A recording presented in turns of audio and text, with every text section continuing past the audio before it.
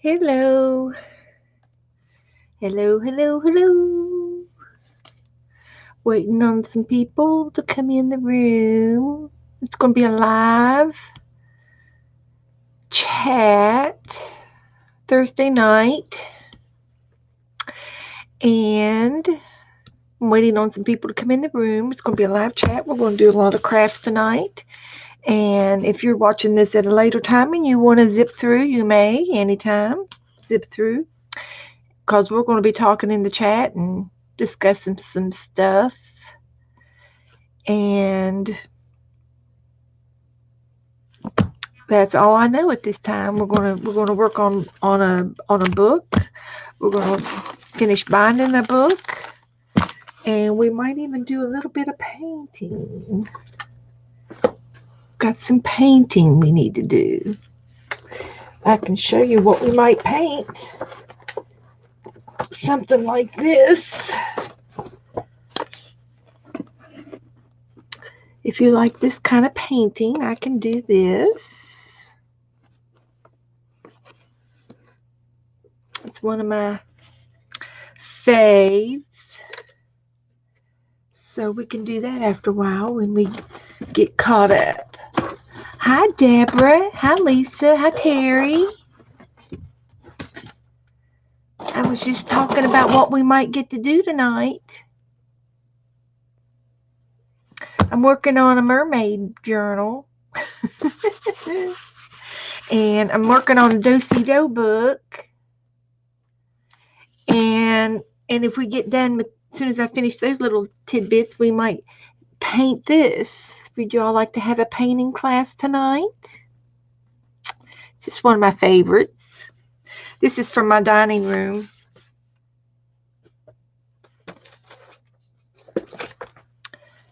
So, Deborah, I got your napkins today. Thank you, sweetie. I got yours ready to go out. We got yours ready to go out. Right there. Right there's my proof.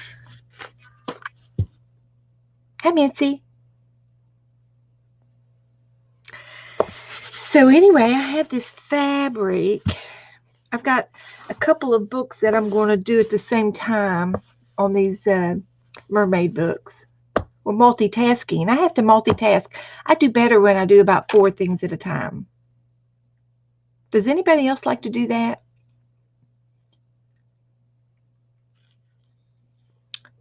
Everybody doing good? Everybody have a good day? Lisa, yeah, you had a little skip to Maru bumpity bump fall. Are you sore today? Hi, Christine. Hi, Terry. Hi, Mitzi. Hi, Deborah. Hi, Lisa. Hi, Mitzi, Deborah, Terry. I think I said hi to everybody.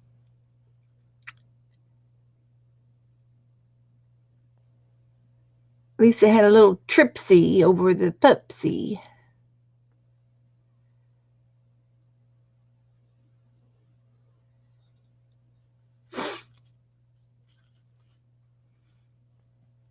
Hopefully you just have a little bit of bruise,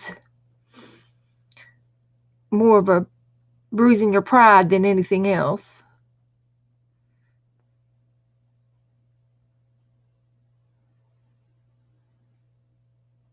Yes, me too, Deborah. I like to do that. Work and dry, and that's what this is doing right now. It's drying. I glued this front down. And I didn't want to glue the back down because I'd end up smearing the front. I just glued it down. You went to the chiropractor, Will. Okay. Hopefully he straightened you out. Okay. Bummed up. Okay. I used to work for a chiropractor, so I totally agree with chiropractic care. Hi, Giovanna.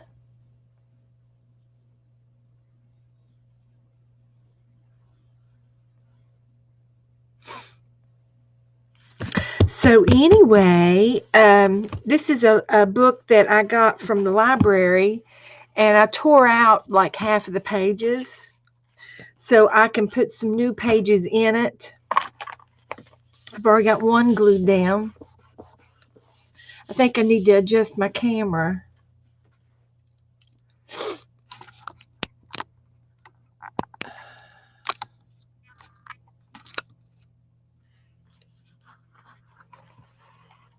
So you can see a little better. And I've got a combination of papers. We'll just wait just a minute for some more to come in.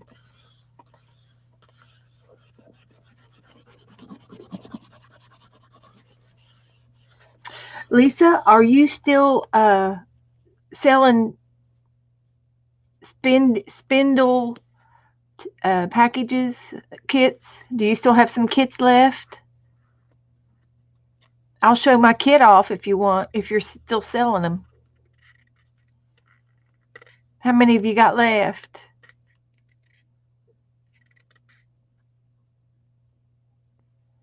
Two more to sell. Okay. I'm going to show mine off.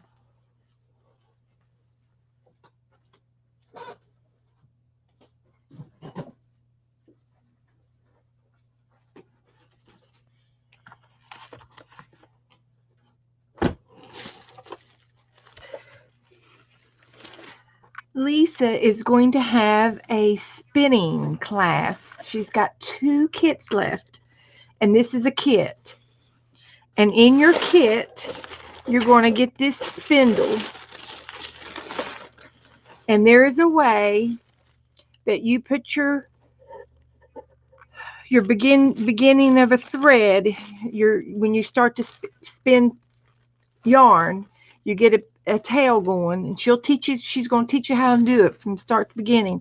And you get a tail on here, and then you drop this spindle and spin it at the same time when you drop it to the floor, and it spins the yarn while you're threading it in your hands. You're pulling it in your hands, and you're actually spinning yarn. And this is how your wool comes from the factory after it's been cleaned and shaven off of the animal. And it's usually sheep, which is wool, and I think all of this is wool. She did put some other textures in here, but you can also get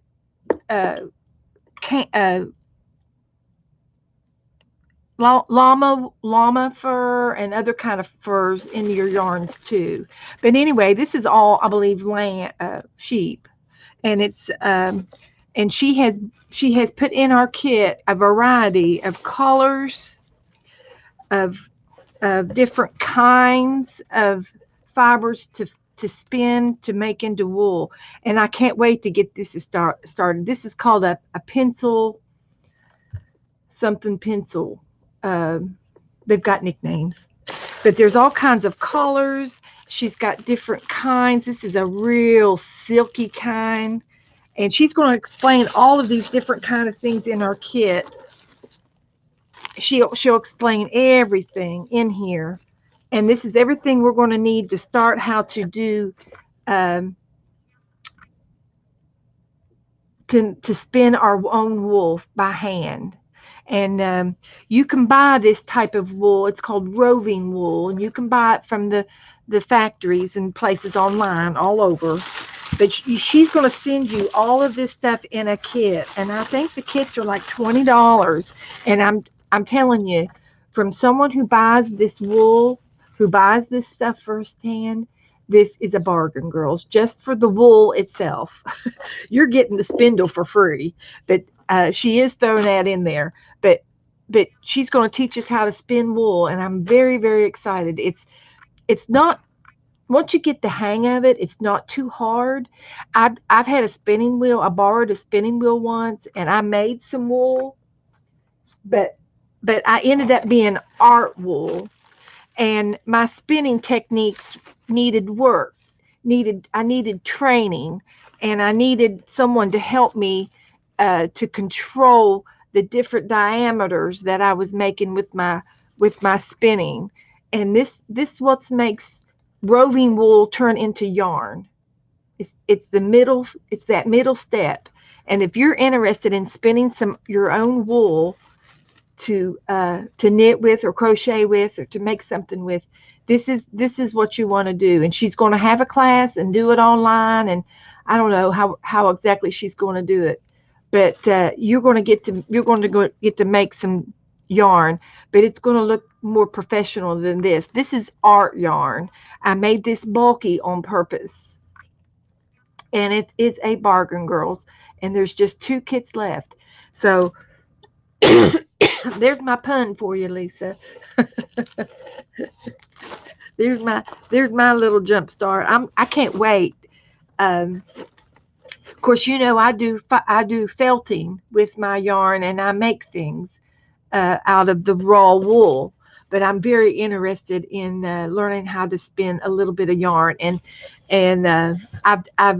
I've researched it and watched some videos, and I highly recommend you guys doing the same thing. And all you have to do is Google spinning yarn, and you'll get different ways to spin your yarn. And I even learned how to do it with a wooden uh, knitting needle. And there's a groove on the top. And there was a girl online that was trying to teach me how to spin yarn with just this knitting needle, and I couldn't do it. So I'm really, really looking forward to Lisa's class, so she can really get me going and getting started. So this might come in handy later. It goes in the same kit. A lot of pretty wool in there. Pretty wool. And I've showed you before some of the things that I've made. And I did 2 of these today. Seahorses. I'm going to put these little seahorses in Lisa's mermaid book that I'm making her. And I think I'm going to make four books. And this is done with a barb needle, and it's the same roving wool that I had there in the box, just to make this little thing. And this was done with a cookie cutter. But there's lots of things you can do with your textiles. But these are our little seahorses to go in the mermaid books. So I've been doing all kinds of playing today. Yes, exactly. I think your bobbin spinner is going to be easier to start. I'm just a greenhorn. I just don't know how to do it. So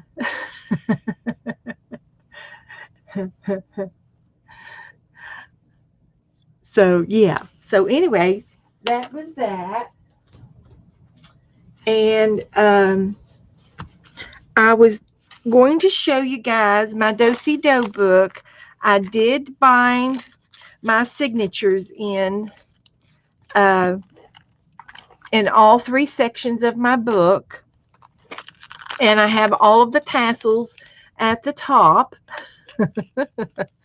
And I'm going to show you how to do this little twist braid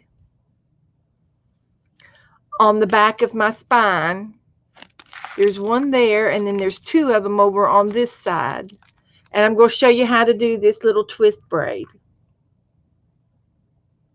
It's really easy to do, and it's amazing that it doesn't come unraveling. It's amazing. I've got a knot tied at the very end of it, just a slip knot, and it holds it together.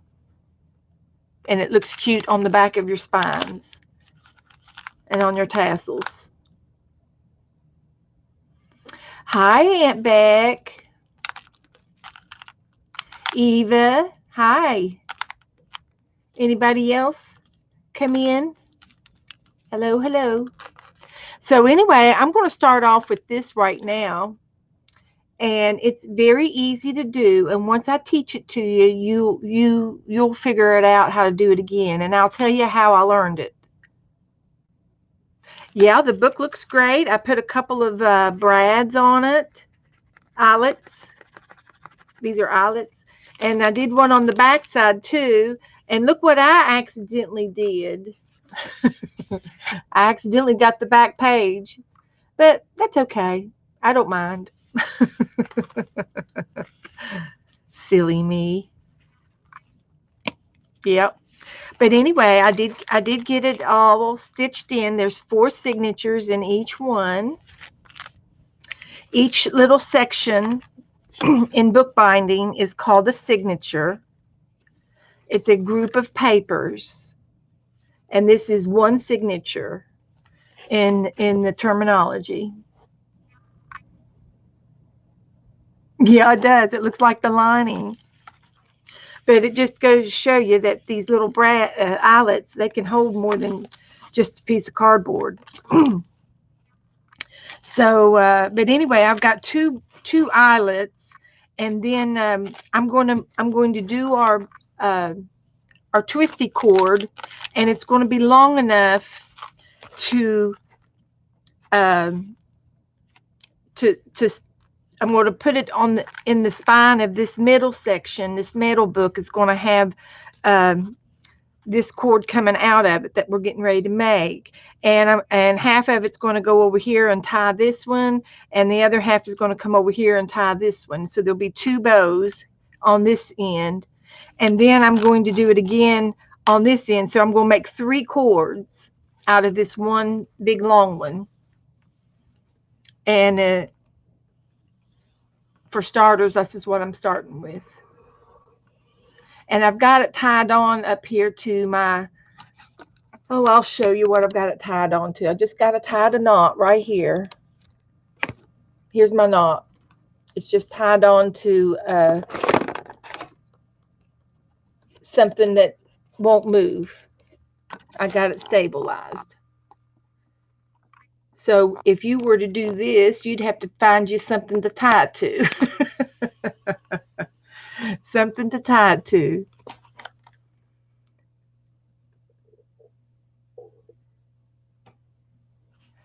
So, okay. So anyway, this particular cord is a twist.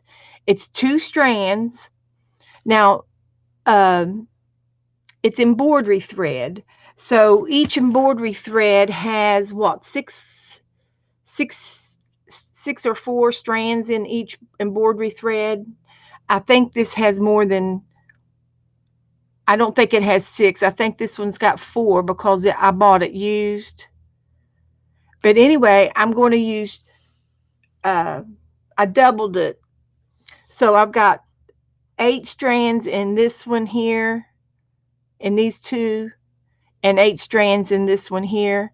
And it doesn't matter how many you have, except I wanted them even, okay? Normally they have 6 strands, but I think this thread has been used, and one or two of the threads is gone. So I don't think I have 6 strands. But again, it doesn't, that's not really the point. The point is I've got 2 that are equal. So whether you have 6 or 12 or, 5 and 5 or 3 and 3, it doesn't matter as long as it's kind of even. That's my point. And you know, does anybody know any archery? I'll teach you something new tonight. Educate you a little bit. Archery, the bow and arrow, the string on the bow is made this exact same way. So back in the bow and arrow days, Robin Hood or the Indians or whoever made the bow and arrow first, this is what they came up with in using for the bow. And it's a good strong twining that it's just been handed down from generation to generation from the beginning of time. So this is how they make the twine on the bow and arrow, and it's the same thing the Boy Scouts probably learn. And I learned this off of YouTube. And it was an Englishman who was teaching how to do this twine. And the reason why is because I have custody of my daddy's old bow. And I said, well, I want to do the archery. I want to get his bow up. Well, I haven't gotten the string for the bow, but I've got the bow over here in the corner. And I learned, and I said, well, just get me the string and I'll make my own twine because I saw the video on how to do it. So that's how I learned this particular twine, uh, making this cord. This is how I learned how to do it. So anyway, you can Google it if you want to. And I'm going to show you, and I'm going to put my camera up here to the beginning of my embroidery thread so you can sort of see how it starts. Okay, so right here is your focus. And I'm sorry for all of the junk, but that's just where I live. This is where my corner of the world. Now you see, now you see what you're not supposed to see, but you see it all. But that's okay. Okay. Okay, you got the rifle and you used to shoot it as a teenager. Cool. We used to have a BB gun, but my brothers more or less got to use it more than we did. I was the youngest. My sister and I were the youngest girls, but we did get to practice with the bow. And so anyway, I was going to do archery, and Joe bought me some equipment. I've got the little leather things that you put your hands in for your fingers, and I've got the elbow protection, uh, the leather strap that goes over your elbow so the string doesn't hit your elbow. I got that, and I think Joe got me some arrows out in the garage, but I haven't got out in the yard to do it because I haven't gotten any string to make my cord with yet. But anyway, this is how it starts. And all you have to remember is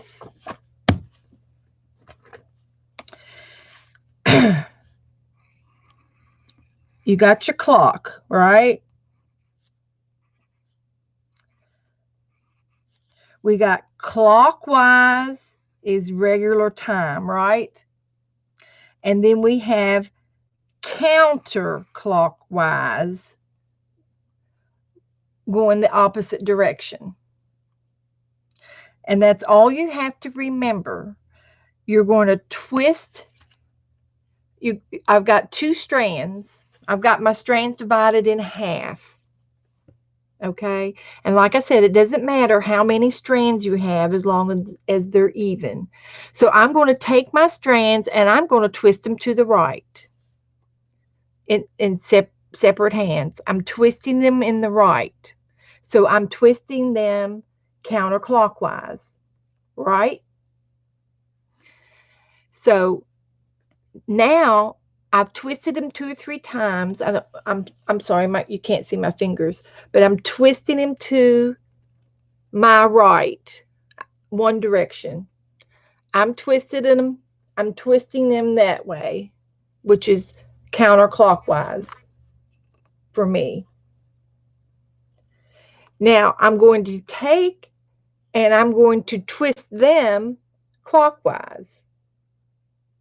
So I'm twisting this way, so I'm going to twist these the opposite direction. And I'm still going to twist the strands in my hands clockwise. And I'm doing this as I rotate them counterclockwise. You twist and rotate. And then you have to, if you got a long tail, you've got to fix it so that this is not tangled at your feet. Does anybody need more instructions? You want me to continue?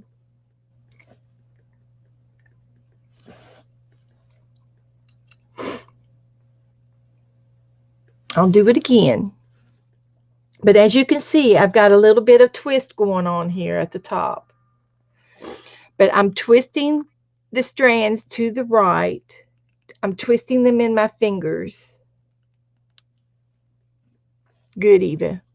And then I'm going to rotate them counterclockwise.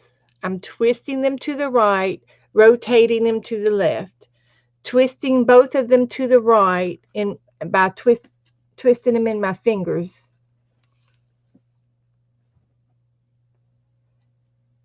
They're both going to the right, but then I'm taking them all together and I'm going the opposite direction and counterclockwise. So I'm twisting to the right, but I'm rotating them counterclockwise. Twisting both of them separately to the right, and then I rotate them counterclockwise. And that's it. And you just sit there and twist, and then pretty soon you've got this up here started.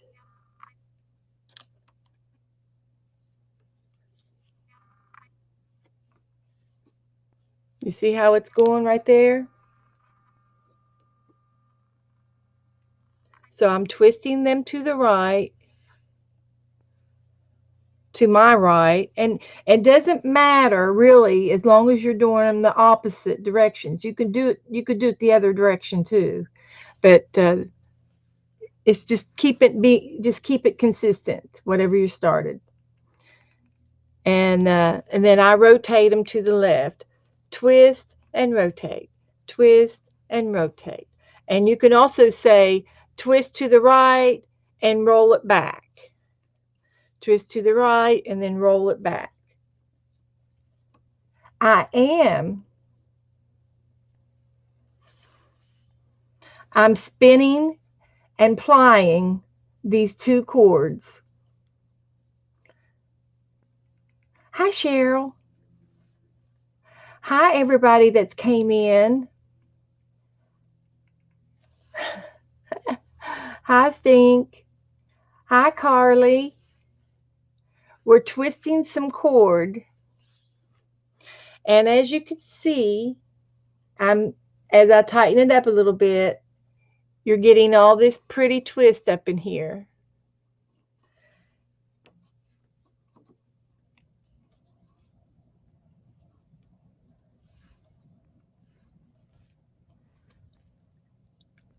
And here is the example on the back of my book of the cord that I twisted on the back of the book. And that's what we're doing. We're making this right there. And you tie a slip knot at the very end of it, and it will stay. It won't come untwisted. Hi, Violet.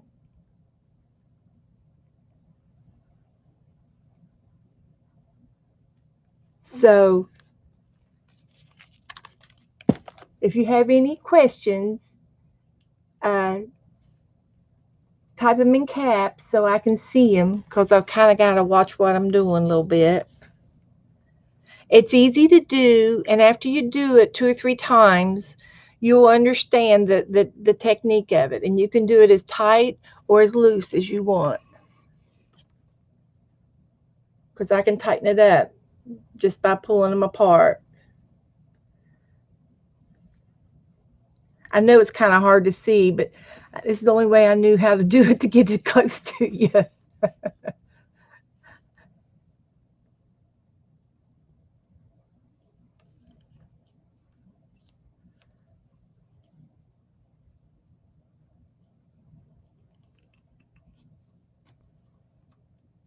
So I twist them, and then I rotate them the opposite direction. Twist and turn, twist and turn.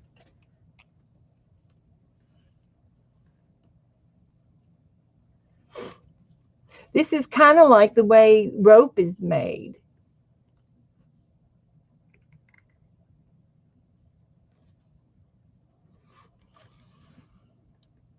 Only they've got machines doing it.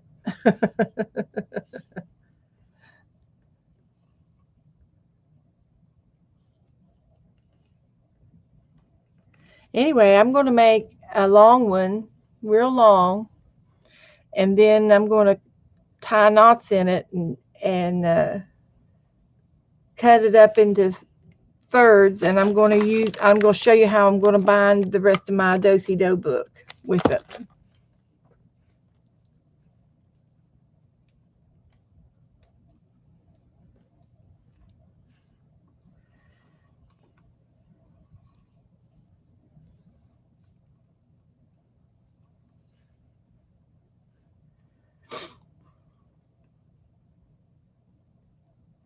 Cheryl, if you click on Lisa's face, you see her little picture?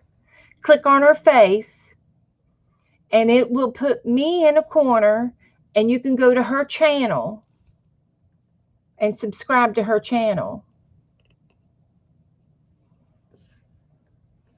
Sometimes there's 3 little dots to pick, depending on what device you're on.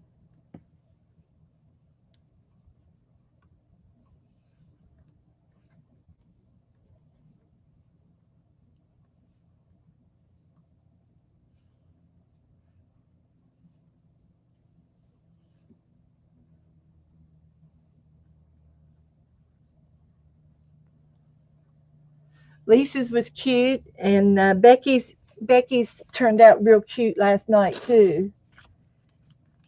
I think I posted, this was Becky's last night.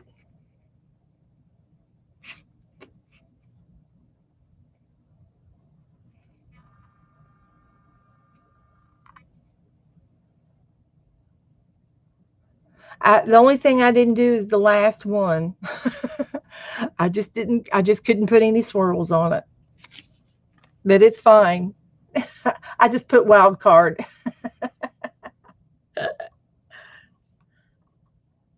Okay, I'm going to move the camera back out so you can sort of see where my hands are now.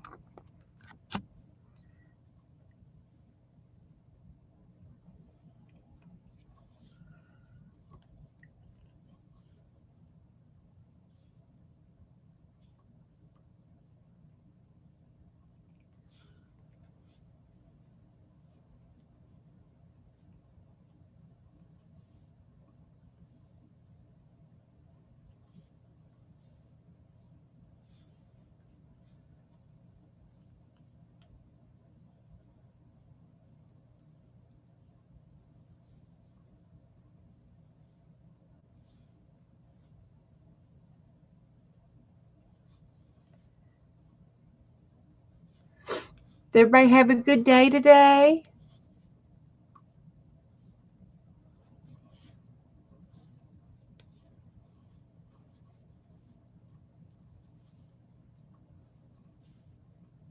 Can you see what I'm doing?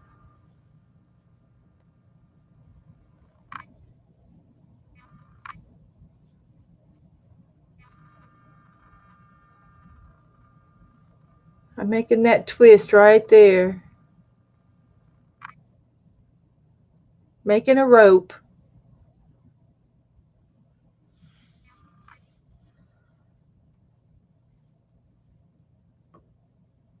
Hi, Carly.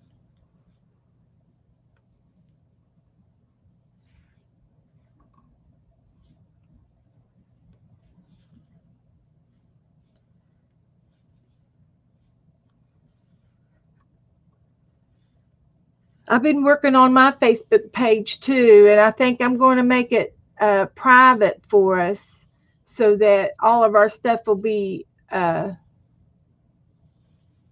protected. It's raining where Violet lives. No, Violet, tell me no. You know more snow. I'm inviting you to come down here with me, Violet. You just come on down to Florida. I had my feet in the pool this week. I'm about ready to get into the pool.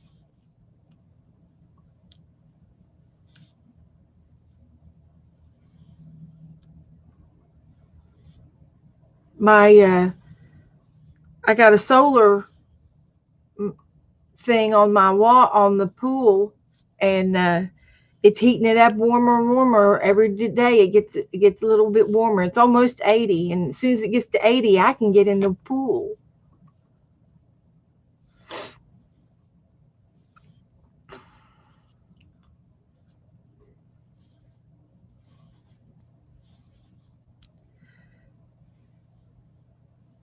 So anyway, I'll get this done here in just a few minutes, and then I'm going to show you how I'm going to put it on my book.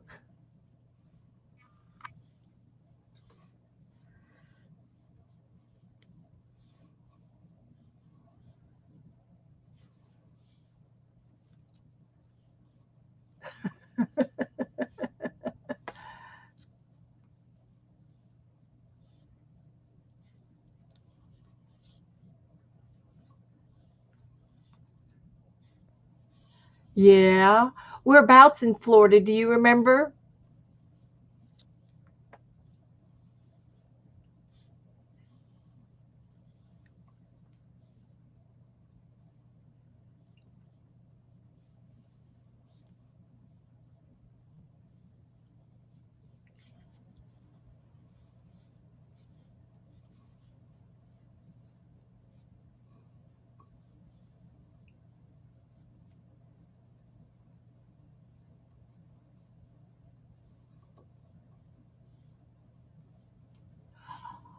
Really? Okay. That's where I live.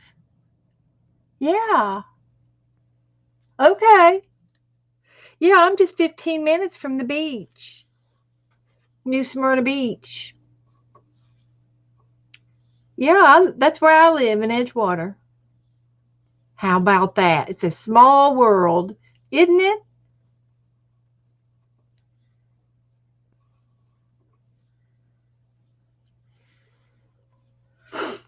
That is crazy cool. Well, now you know where how to get to me. Come on down. Yeah, Daytona. Yeah, yeah, yeah. I'm about 25 minutes from Daytona, but I'm only 15 minutes from New Smyrna Beach, and it's a pretty beach. We've got a pretty little beach.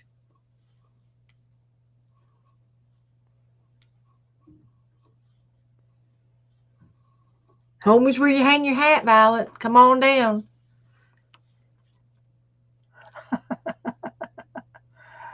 Oh, I know. I know. We try to avoid Jacksonville during the busy times. Yeah, we go there. We like to go there after hours.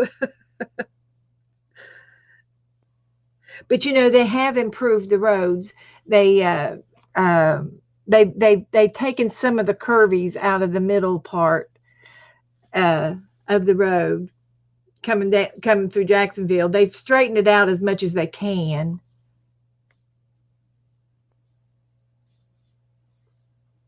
Yeah.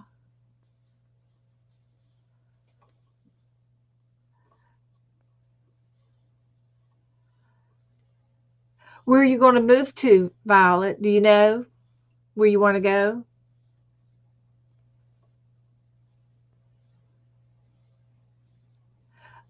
Oh yeah, it's my favorite time of the year too, Lisa.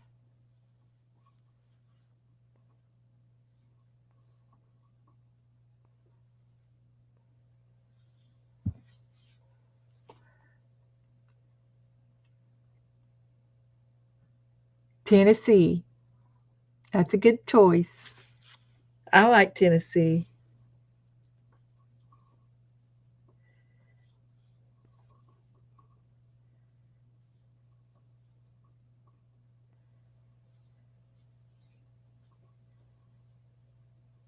I'll be done with this in just a few more minutes here. Make it good and tight.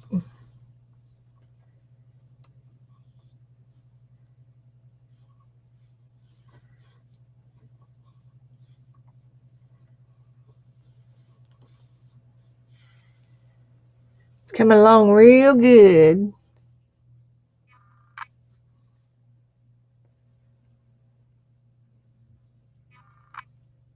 Making it nice and long.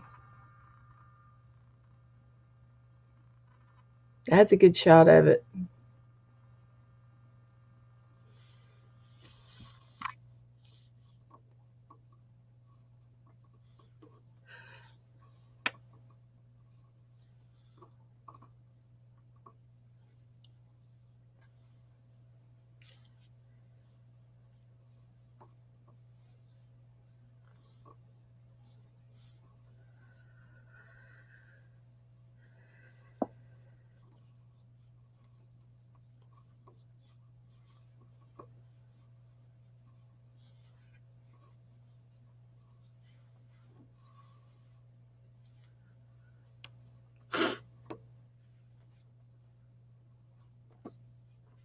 Now all I did was tie a slip knot in it right there and stopped.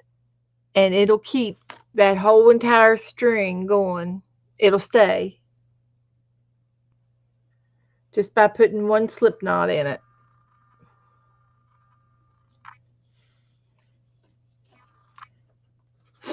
Now I'm going to cut it loose.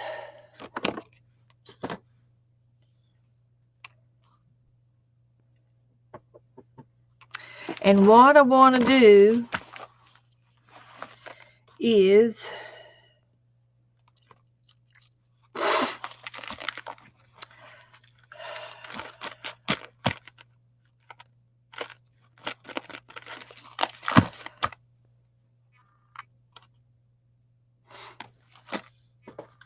I'm just going to Bethy rig it.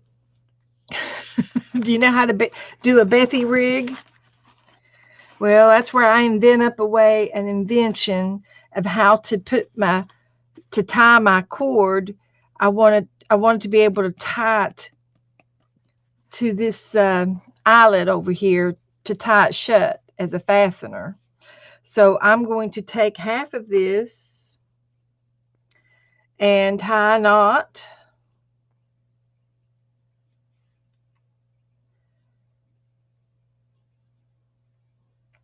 And then I'm going to tie another knot and cut them apart.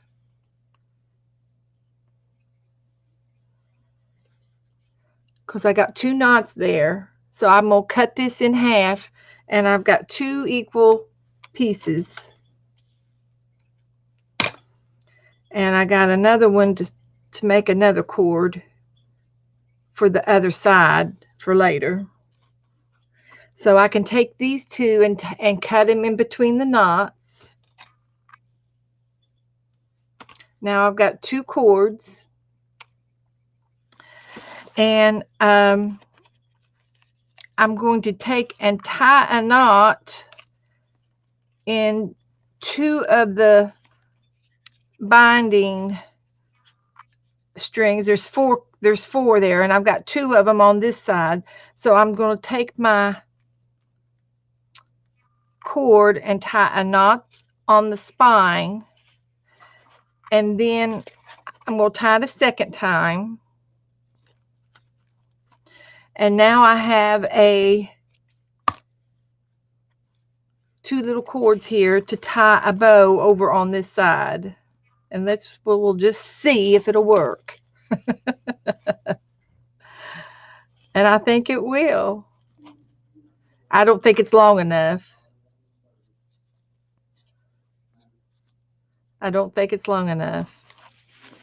But that was my intention. So I need to make another cord and make it longer. Hi, Mary. Welcome. So anyway, that was my intention, is to make something long enough to attach this side and for a closure. Well, we're not playing a game, Holly. We were working on my Do-Si-Do book. Are you interested in playing a game?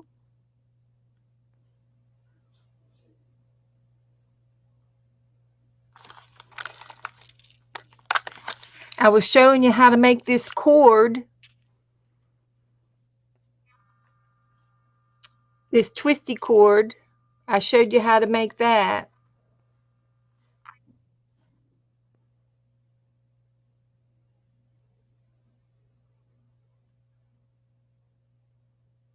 Oh, Patrick.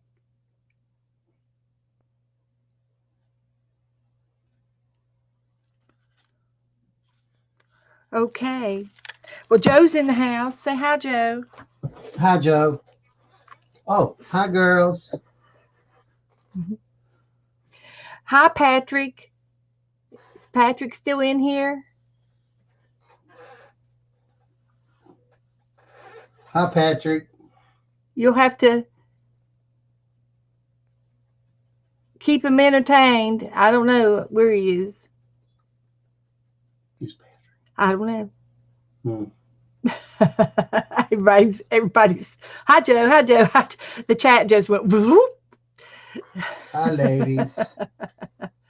Okay. Um, the other thing I wanted to do, I was going to do a painting for you. Y'all want to paint or play a game? Oh, Patrick is okay. All right. Stink bait is Patrick. Okay. Gotcha. I remembered that from the other day. I'm sorry. I have short-term memory. So we can either paint or play a game. Paint, paint. Okay. This is one of my favorite paintings. I've done this several times. No problem, Cheryl. I can't type either. Deborah wants to paint. Mary's going to watch. Okay. Uh, this is real easy to do. And I like to paint on mixed media paper. And I'm not a sketch artist or anything, but I can do simple things like palm trees. Hi, Barb. Hi, Journey. Hi to everybody else that came into the room. So anyway, we'll find an empty page and we'll paint.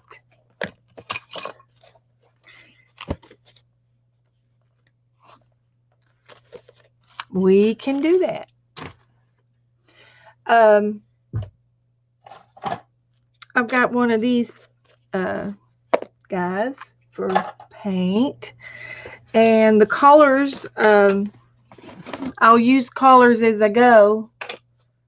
I'll put this guy in the picture a little bit so I can see. And I may not be exact, but it'll be close to it. I guess I can use a palette. I think that's empty.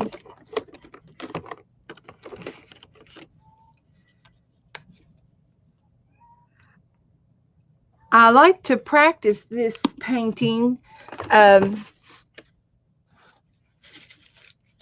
the lady that I learned this painting from is called Allison Pryor. I think I said her name right. And I've subscribed to her. But this is what I do when I want to practice my painting. I get an old book and I just practice. And I do it over and over and over. And I had about 20 of them in here at one time. where I painted this over and over and over, and then I rip them out and give them away as Happy Mail. So they're all gone. But this is one of my practice books, and it's just a book from the library. And that's how I practice. But tonight I'll just show you how I do it. I'm not particular with my colors. Holly. And I don't mind changing the colors around each time I do it. It doesn't bother me a bit. I'm not particular with my colors at all. Just as long as it's got blue in it. Yeah, as long as it's got blue, I'm good. I love my blues. And I might change my mind in midstream. So no big deal if I do. One of the things I do is when I'm working in my book,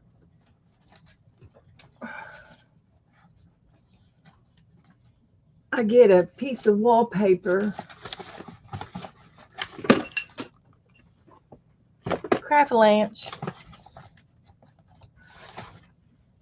I'll go ahead and get a piece of wallpaper here.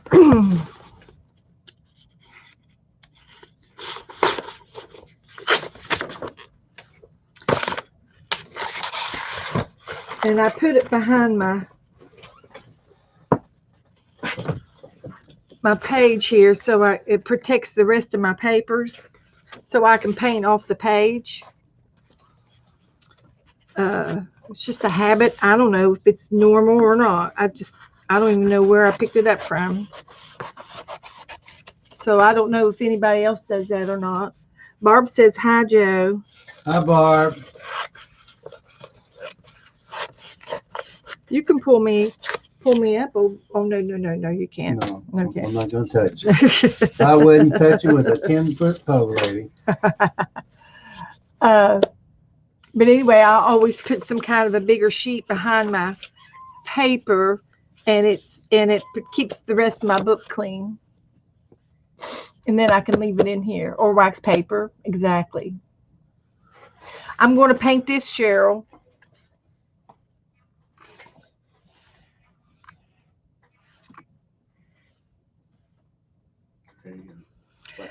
I painted this, and I'm going to paint it again. Y'all ladies have a good time, and Joe's leaving. I'm leaving. I got to cut grass. He's got things to do, places to go, people to see. I'm going to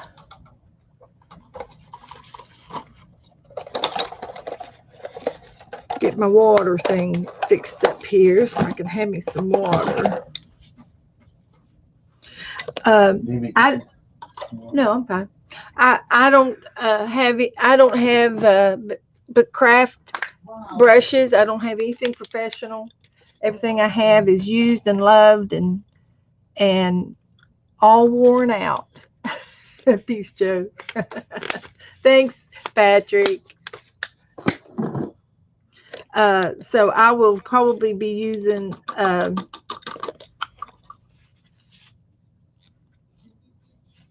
I'll be using a variety of brushes, and none of them. This is a makeup brush.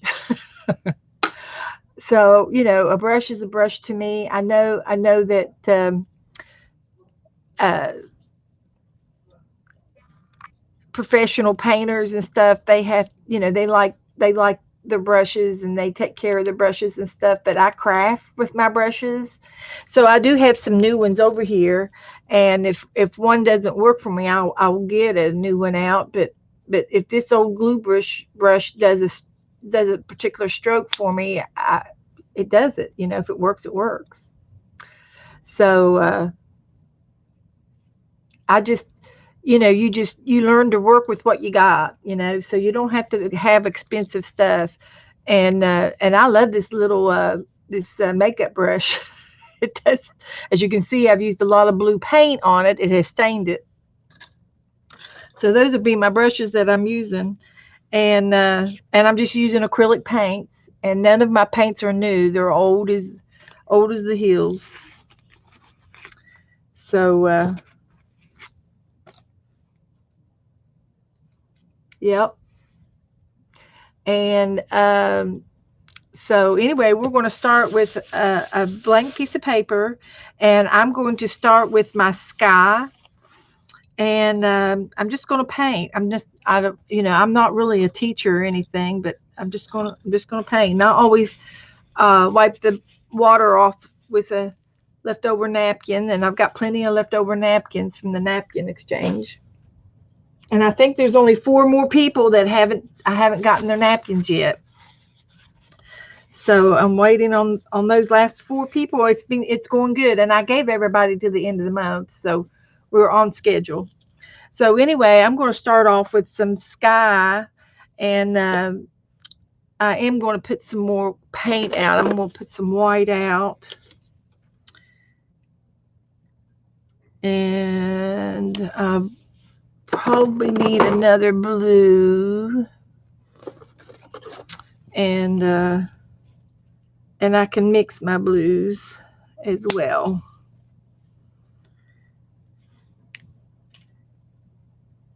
And I got some green, and then I'm going to be needing some sand brown.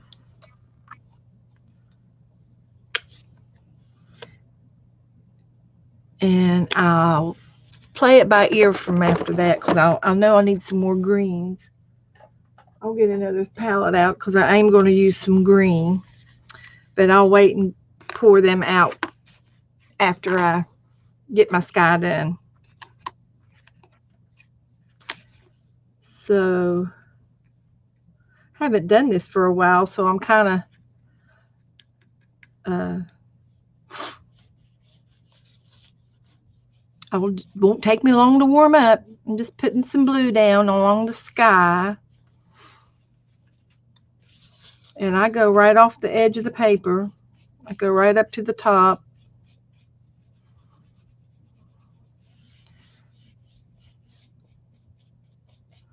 Just plain old cheap acrylic paint.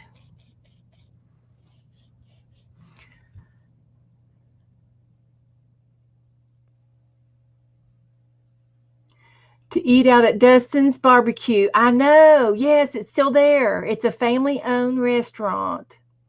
They lived in the Cherokee Ridge area. I don't know where that is, but I can find out. Yes, you can get Home Depot has brushes. Okay. That's good to know, Barb. I was just in there the other day and got me some paint samples, and I didn't even look at their paintbrushes.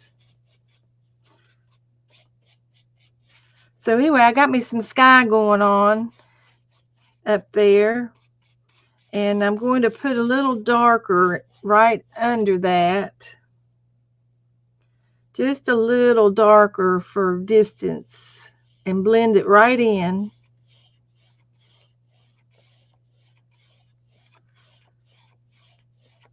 And I'm going to go right back up and blend it together so it looks like it just meant to be that way. And then I'm going to rinse my brush, and I'm going to go for the yellow.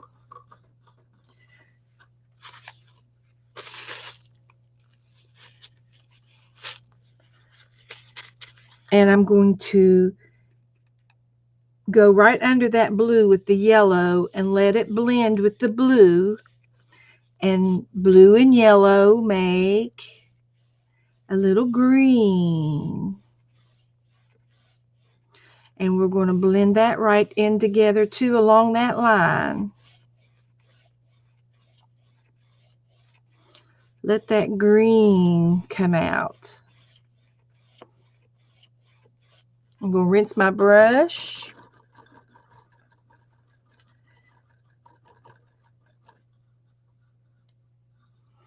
And I've sort of planned out that the edge of the ocean is in the middle of my paper. I planned it out that way.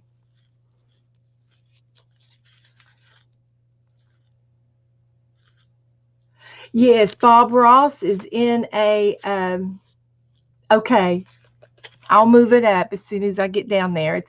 It's white right now. There is a Bob Ross studio down here, and and you can paint. You can have painting classes there, and they paint with oils, and you can go online to their website and find out what pictures they're painting at one on what day, and you can choose the painting you want to pick. And there's different prices for different paintings. I've never done the Bob Ross, but I have done the paintings with a twist. The other kind of paint places that paint with acrylics. I've done that a couple times. And but Bob Ross was from down here. He was originally from down here, and his grandkids family still own the place. I think it's still in the family.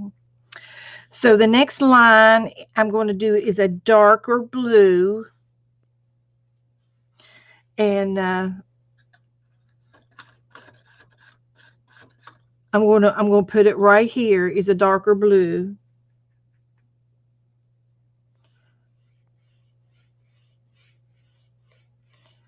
And I'd like to have a little bit more blue involved in that. So I'm going to go ahead and dip my brush into the sky blue that I used, and bring a little bit, incorporate that in so that it'll blend.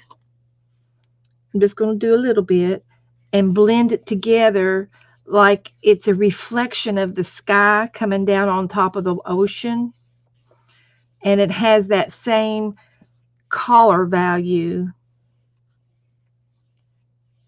And I'm just making a straight line, and I'm thinning it out as long as it'll thin out a little bit. I'm just going to let it thin out as I get closer to the shoreline, because I'm going to do shoreline next. I've got this dark blue, and then I've got the shallow, which has a little bit more green and yellow in it, and then I'll have the sand. And I'm going to move my picture out of the way so that you can see my paper a little bit better. And like I said, I'm just an amateur painter. But it's fun. It really is fun.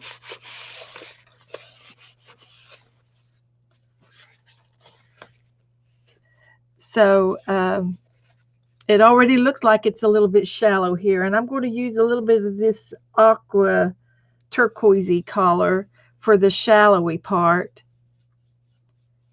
And I'm going to add a little yellow to it, just a touch of yellow, and you'll see a value change in that. Maybe a little bit of white as I get closer to the beach.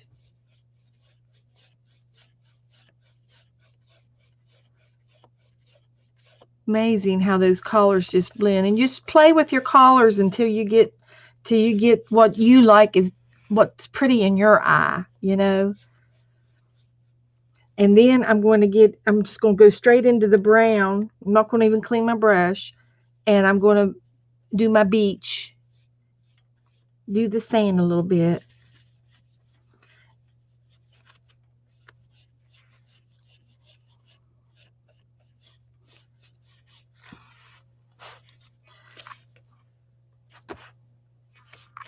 This doesn't take very long. It's pretty quick.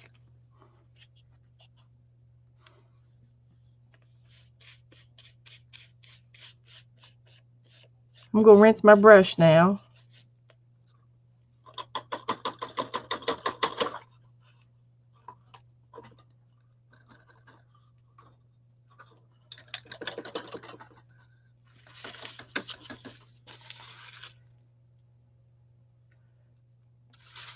And I'm going to go ahead and dip into the white to finish my beach. Trying to make some more room so you can see what I'm doing. I'm going to get into this white a little bit, and I'm going to finish this beach out. Get a little bit more lighter color brown mixed up in there. You see how it's blending? And I can get a touch of more brown and add a little bit more brown to that. Make it more whiter sand, because we have white sand down here. It's not brown at all. It's white. But I do like that dark showing through.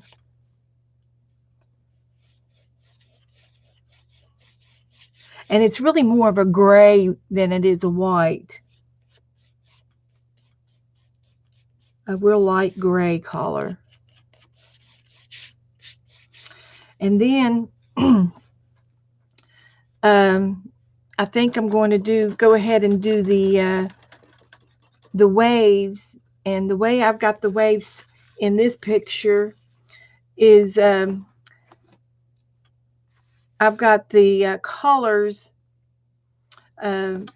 mixed together, a little bit of the yellow and the green and aqua together with the white on top of it. So I'm just going to use the same brush, and I'm going to make a mixture of this lighter green, or you can even, if you have it, you can even use something a little bit lighter, or you can mix it up if you've got extra on your palette by taking a little bit of white and then take a little bit of the turquoisey and blend it up, and you get that lighter value. And maybe you can pounce that on there and make some ocean, a little bit of waves or something. And if this brush is not doing it right, you get you another brush. But I think I can do it. And there's just a hint of waves, And then I'm not going to get my brush wet. I'm just going to wipe it off and go back into the white. And just sort of pounce on top of that to give a hint of water spray.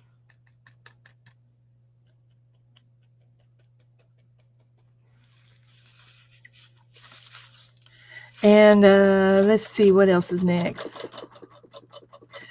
I'm going to go ahead and get some darker green.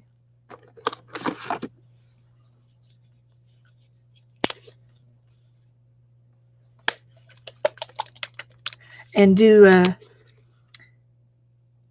I live on an intercoastal waterway, and so there's an island. New Smyrna Beach is an island. So there's a river between the mainland and the island. So you might see some mangoes or some sand dunes from the distance, and that's what I'm going to make next. And I'm just going to give a hint of some land out here.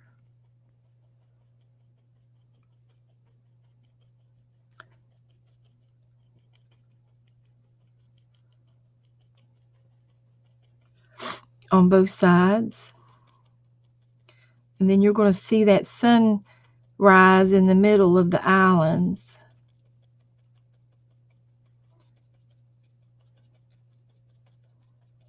The breakers. And that's what it looks like down here with trees and things out there.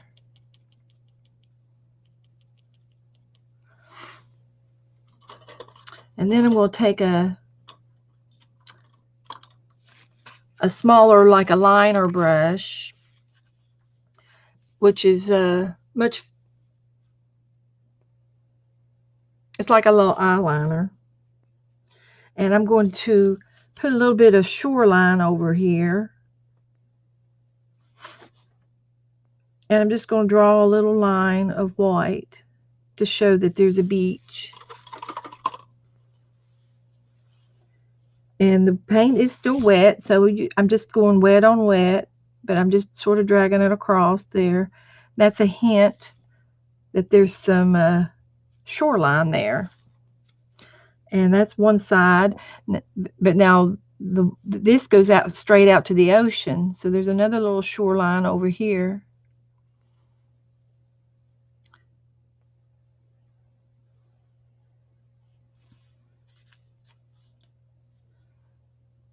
And I learned to paint online. And the girl that I like to watch, there are several girls I watch. Allison Pryor is where I learned this particular scenery from. And I also like to watch Angela Anderson.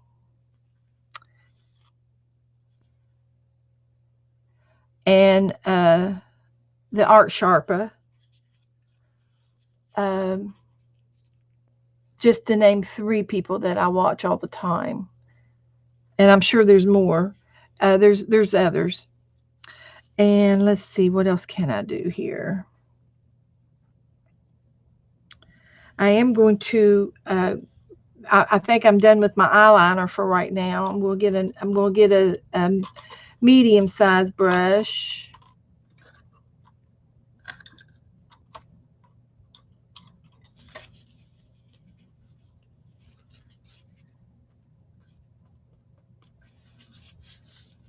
And which is it's a small brush, but it's bigger than the eyeliner. And I am going to take some of this yellow,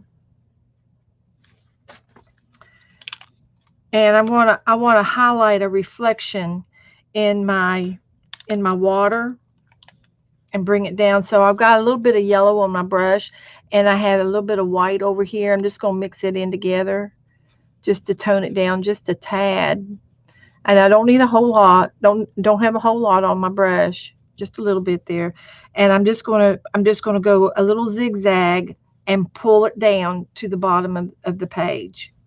And so I'm going to start up here as if the sun was reflecting in between the islands there, and just coming in just ever so lightly on the water, and then maybe even reflecting a little bit on the sand as the sun's coming up in the mornings.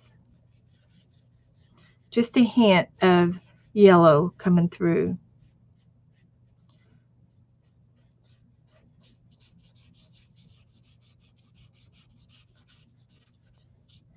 And this is what's happening in my little world.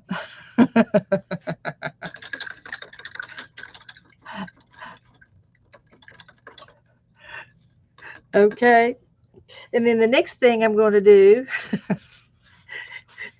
I'm going to cover some of this stuff up with a big old palm tree. So I'm going to go for a little bit bigger brush now.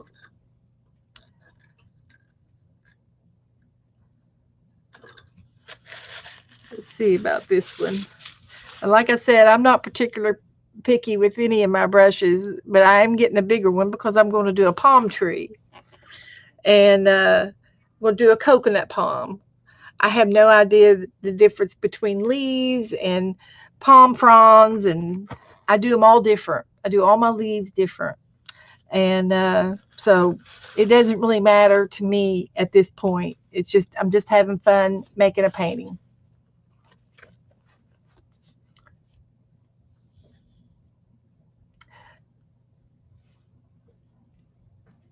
Okay. Am I doing okay?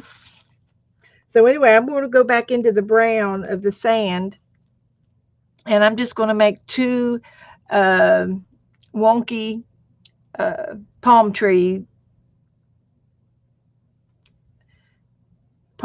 and I'm just going to start from this corner down here, and I'm just going to drag it up and go up and just kind of do a little curve.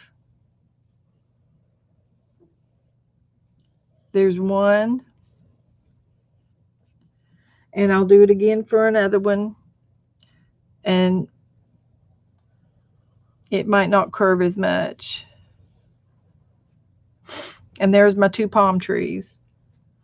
And while it's wet, I'm going to wipe my brush off, and I'm going to get some darker brown or even black, but I just happen to have some burnt umber, and I'll use a little bit of that.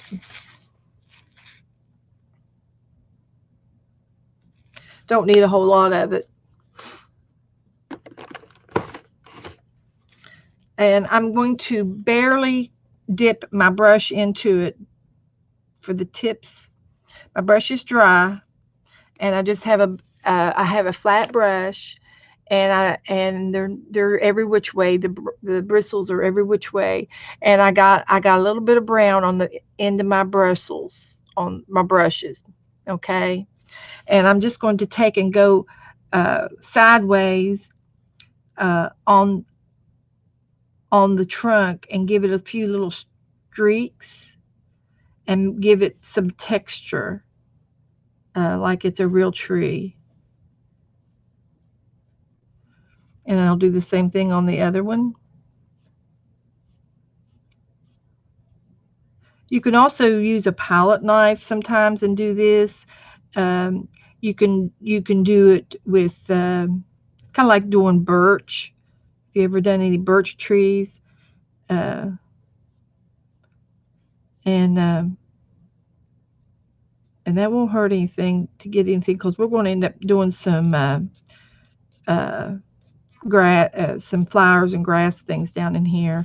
And then you might want to even also give a little bit of darkness into your sand while we're here, because sometimes you have a little bit of sand coloration, uh, shells or whatever on the sand and stuff. So texture on the sand.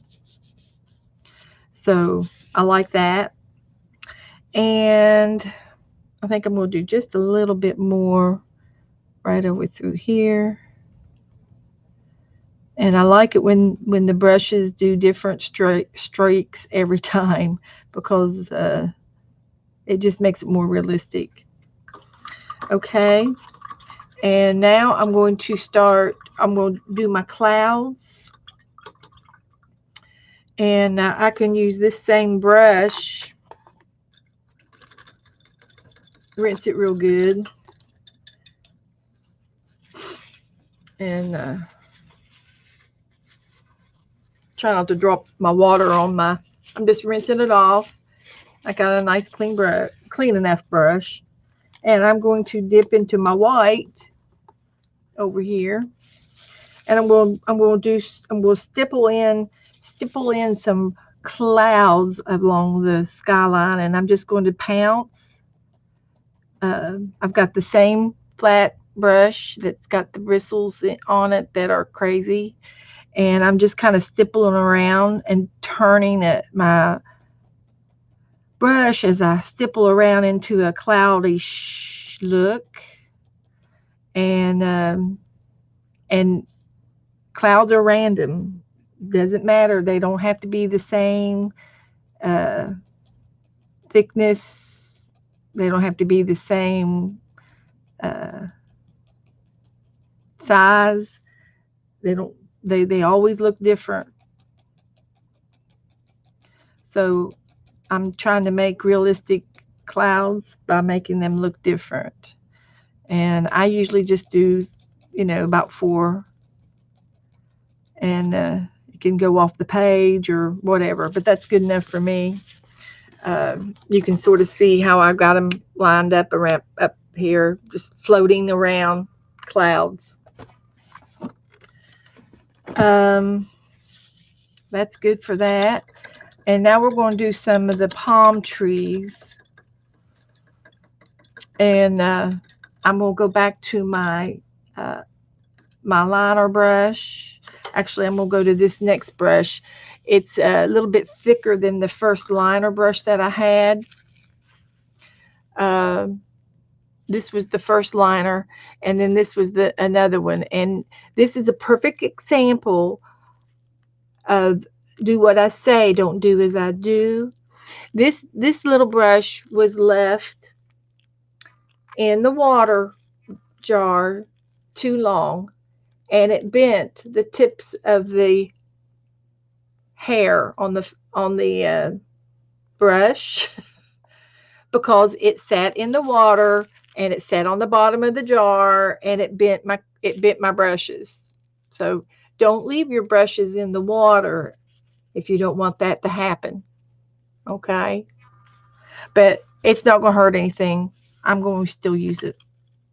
So anyway, I'm going to get into some of the greens, and I've got the bushes back here, but I want these trees to be a different shade than these uh, over here on the mango groves.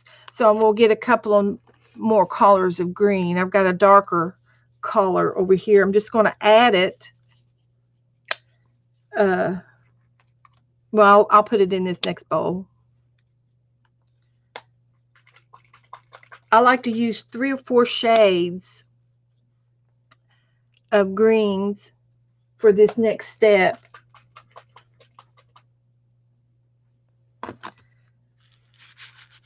Try not to make a mess. I think there it goes. This green here is an older green, and it's a folk art, and it's very, very old. I've had it a long time. And let's see, what color is this one? Old Ivy. I don't know if it's any different than the thicket or not. It looks very similar. But I'm going to put a little bit of it out. It looks very similar. And then I'm going to get a lime color, this citron green.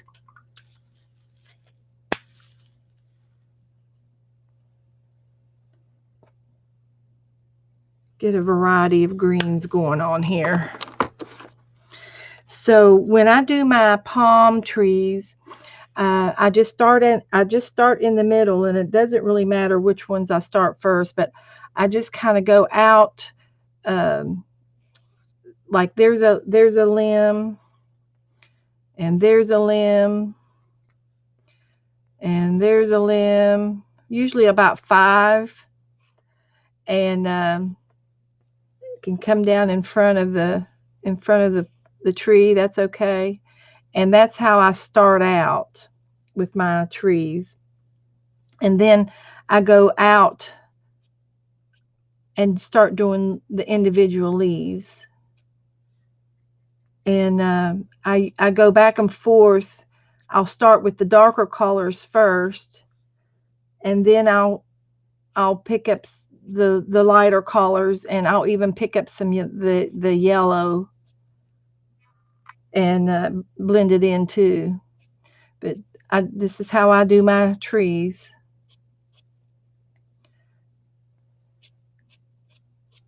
There's no right or wrong really for me.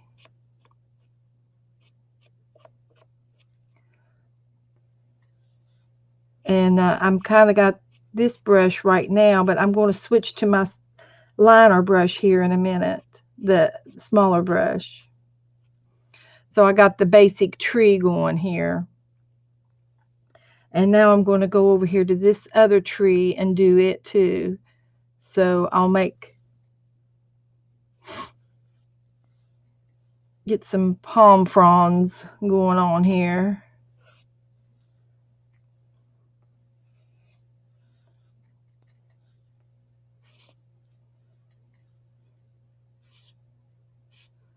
And then I'm going to make these leaves go out. And I know right now it's not finished, so don't be alarmed. This is just what it looks like at first. And when I start adding these other colors in, you'll see what I'm talking about, how it comes to life. It'll come to life here in a minute. And then with the darker green, I'll start from the bottom and I flick it up and make some of these tall leaves, flowers, grasses on the beach side, under the tree, a little bit of grass growing. And I always do something like that. And then sometimes I'll even do a little bit more down here, just off of the edge, just to give it a little character. There might be a little bush there or something like that. So anyway, I'm going to let this dry for a second, and I'm going to add another color.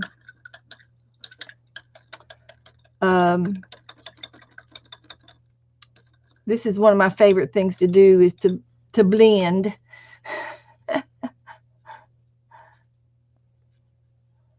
So am I doing okay, guys? Are you bored? Are you okay? Am I doing all right? Is everything going okay? This is different, but it's coming together.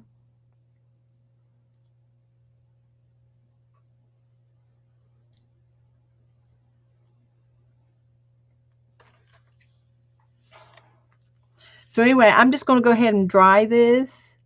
Let me know if I'm doing okay.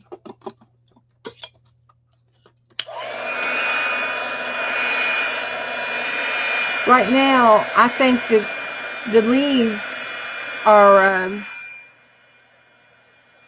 blending too much in. Okay, but I'm going to add some more color to these leaves so that they'll pop and be in the front.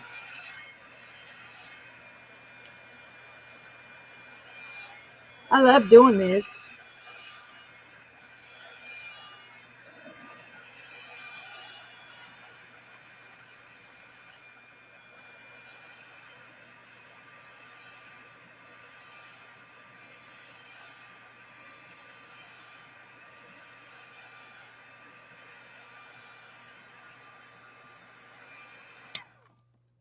Okay. I've got some of this other green over here, and I'm going to lighten it up by adding some white to it that we used earlier.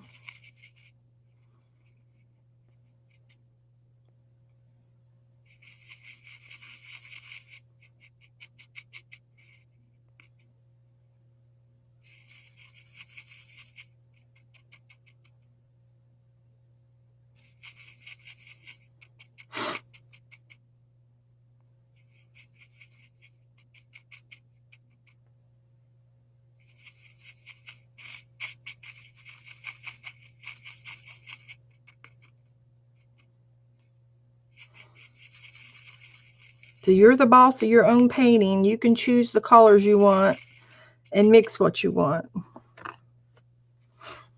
So anyway, I've got my smaller brush, and now I'm going to add some more leaves on top of what I have with this other lighter shade of green. And you can sort of see it's starting to come alive now.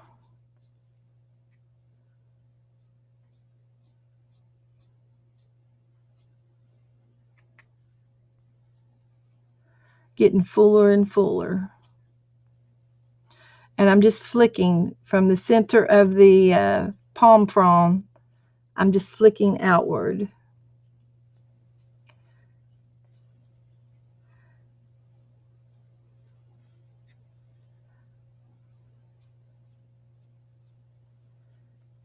And one good thing about this technique with your leaves, if you don't like the layer that you just did, let it dry and just go right over top of it with another layer of a different shade, and you'll be surprised. You know, you may do 3 or 4 layers, and that's okay. And after you've done it a few times, like I have, you'll get the hang of it. And I love doing it in layers and different shades. That's one of my favorite things to do is to blend, just like Dr. Doolittle. There was a gecko in Dr. Doolittle too, the movie, and the daughter was just like her daddy, and she could hear the animals talk in the movie. And there was this little gecko through the whole movie, and he was sick because he couldn't blend. He didn't know how to change colors when he got in, on wood or on how they supposed to change colors and blend in.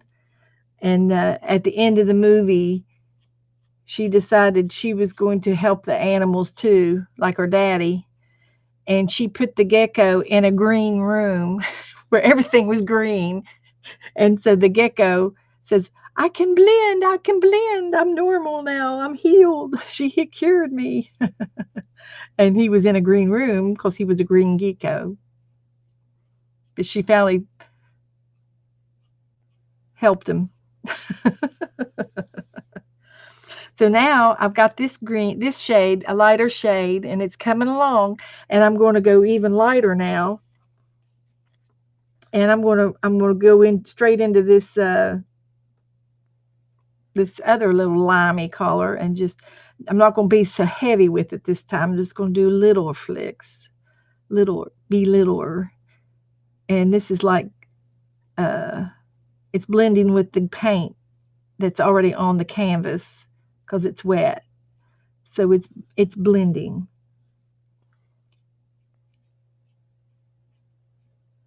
I don't know if that makes sense, but it's easy once you get going. And if it's not enough, then you just go back with a little bit more. But if you look at leaves, you'll see that they have highlights of light and dark on them.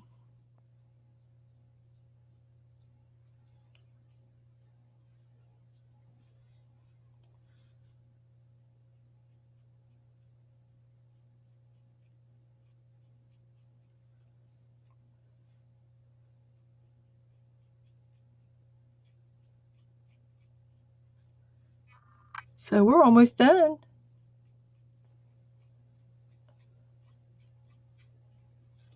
And when I painted this picture over here that I have already done up, I made the leaves, I did it a totally different style.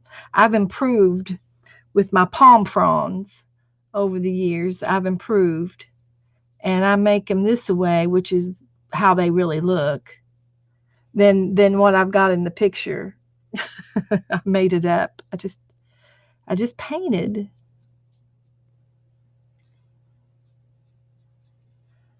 Just painted.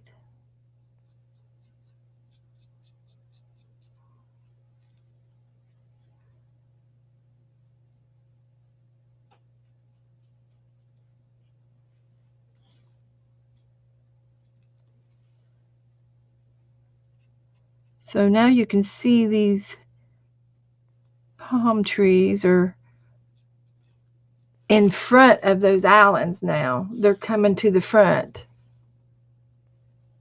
Hi, Janet. We're painting.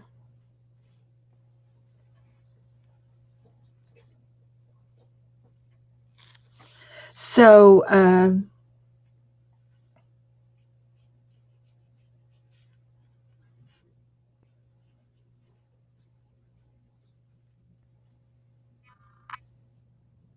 did you all learn anything? Have I taught you anything? And I'm going to go ahead and take some of this and come down here too.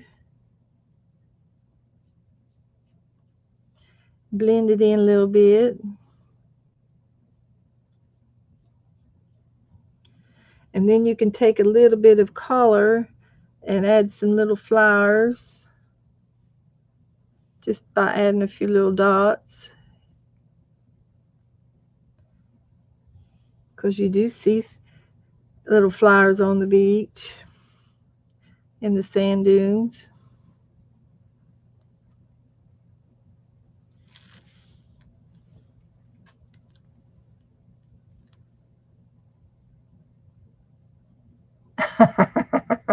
Yeah, Barb, I'm almost done now. I think I am done. That's about it. That's my little famous painting.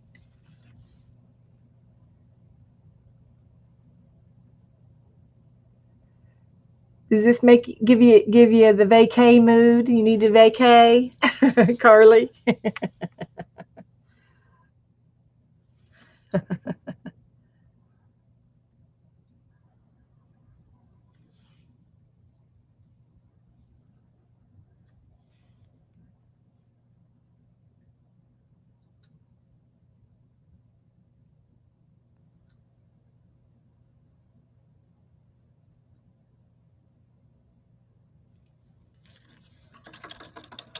That's it.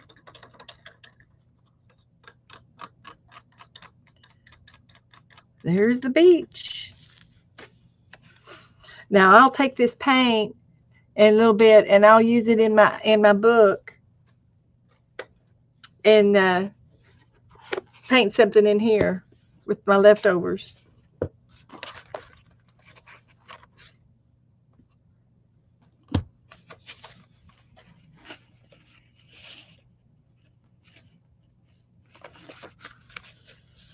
Now a lot of times that sunrise is a little bit more uh, comes through the trees a little bit more than this one didn't.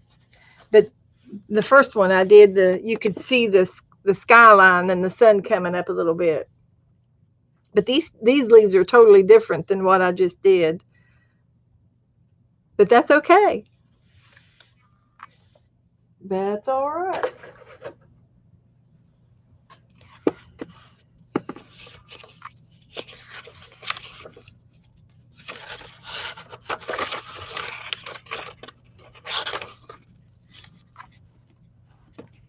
See, I did this one 2 years ago, 2017, and the trees were different, but it was the same kind of setup.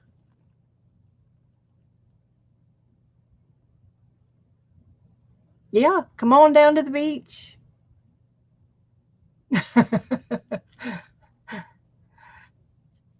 Thank you.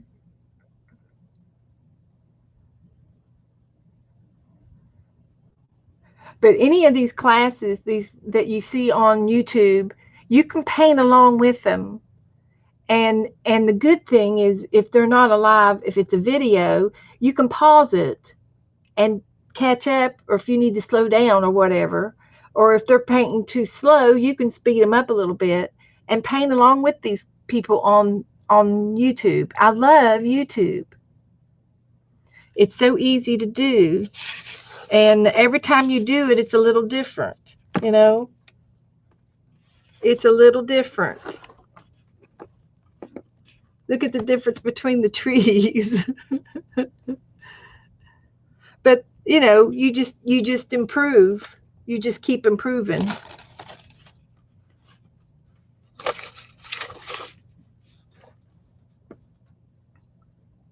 Is Becky still in here, or did she have to leave? I gotta ask Becky a question.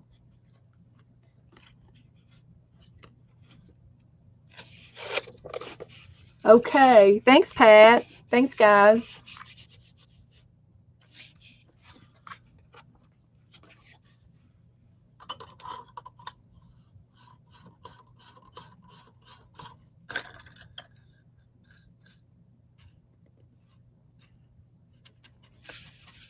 So anyway, I'll take some of this paint and just start painting in my book.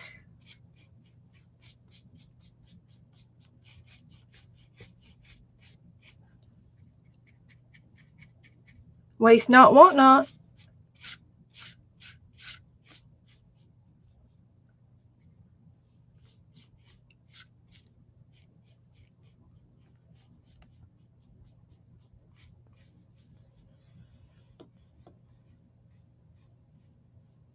Well, I guess she might be doing something. She probably doing laundry.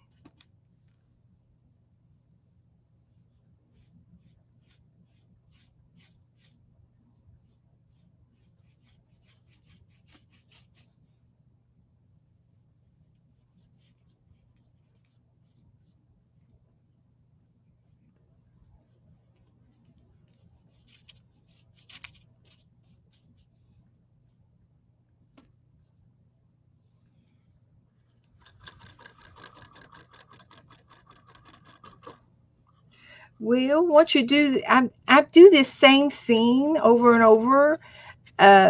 First of all, I love the scenery, and it. I don't know. I just keep practicing, and it is easy after a little while. I'm doing basically the same thing with my leftover paint over here.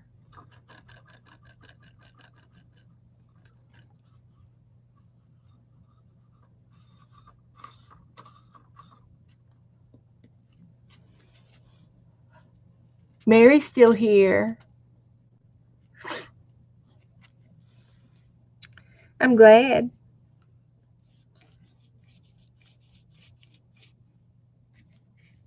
I'm using all my leftover paint, Mary.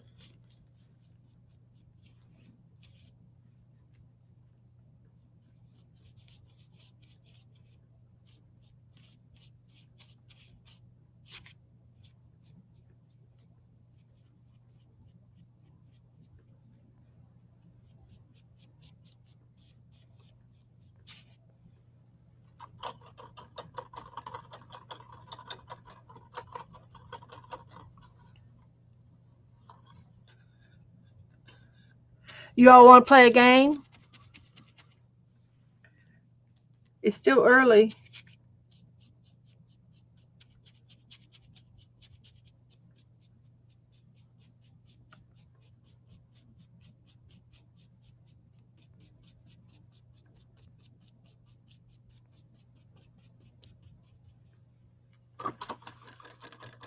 Hi, Lynn. Thanks, Holly.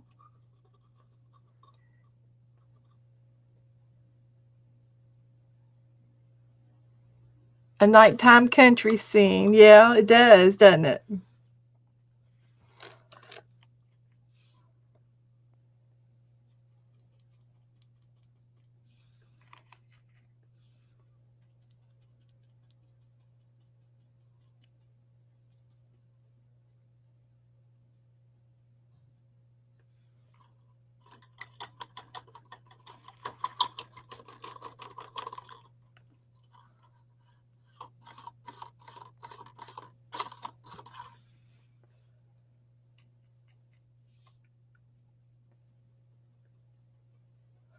Well, I'm an amateur. I am not a professional.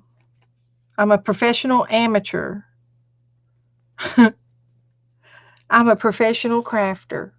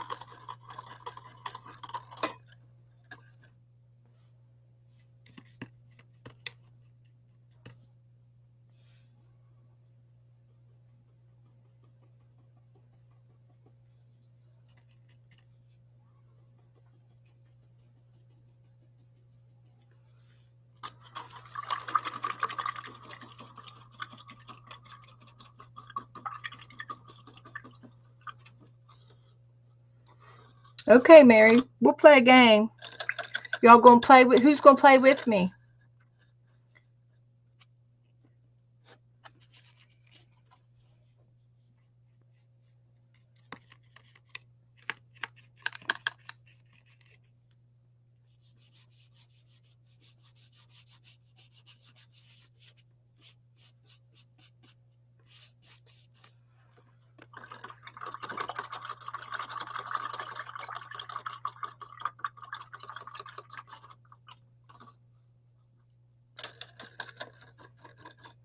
Okay, Carly.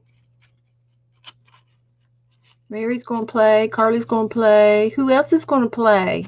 Anybody? Gonna watch?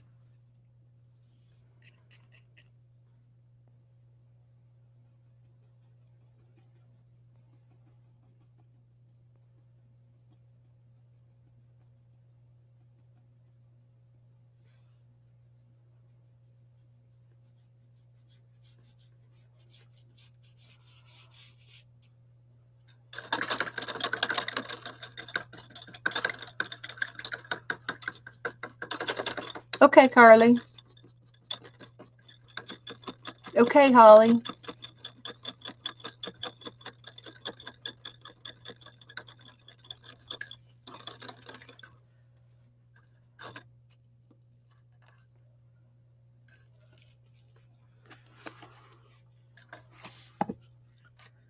So I used up most of my paint.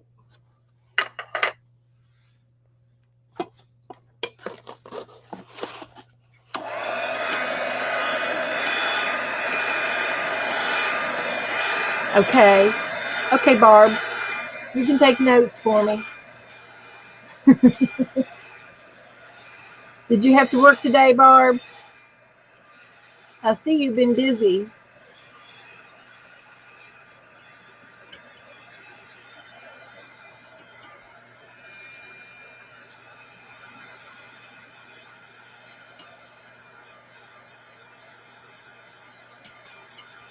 Uh, she was in here earlier, Holly.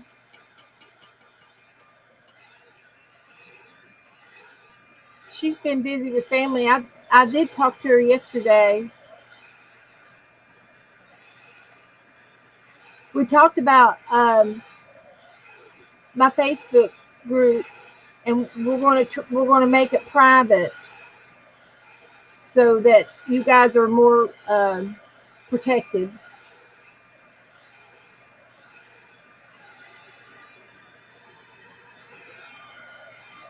She was in here earlier. She's probably with her family.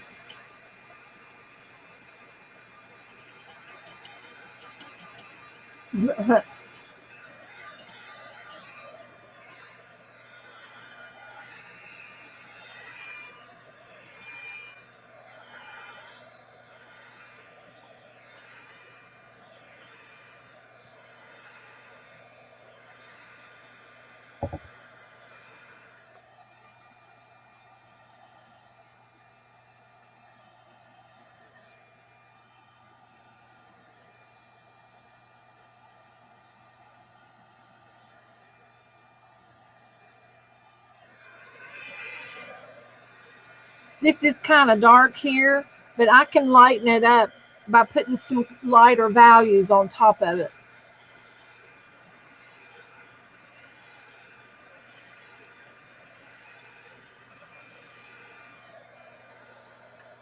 Got some lighter green.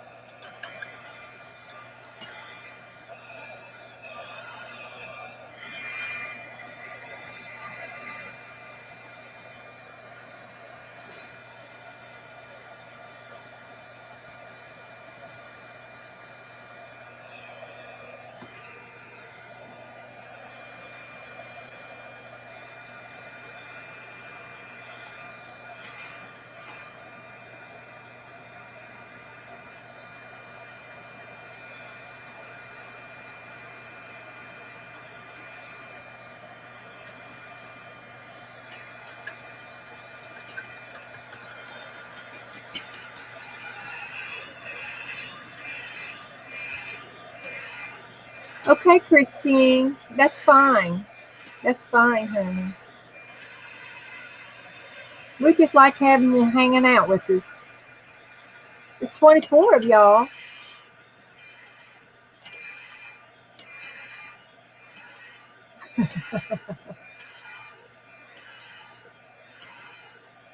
Okay. I'm going to lay this over here to dry. Lay this over here to dry. Let y'all look at it one more time. There we did.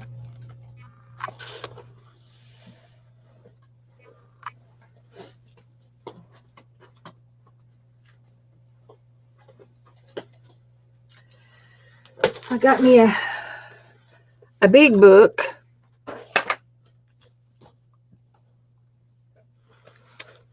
I think I ordered the wrong size. I did this. This was one of Aunt Beck's nights. This was back on April the 17th. This is Giovanna's, a copy of her painting.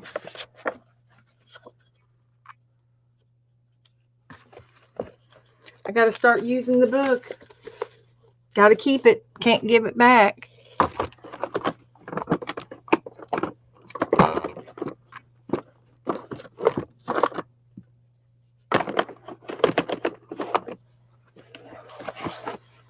I'm going to get me another piece of... Okay. Get me another piece of wallpaper.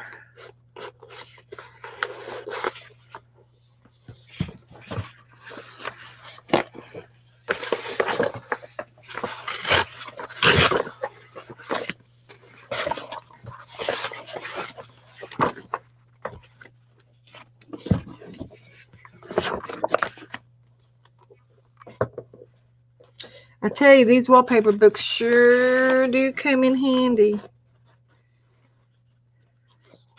If y'all ever get a chance to get a wallpaper book, go for it.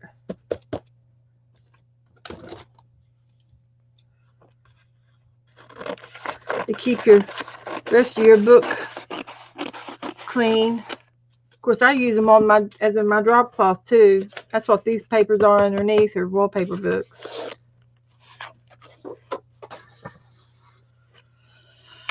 Okay.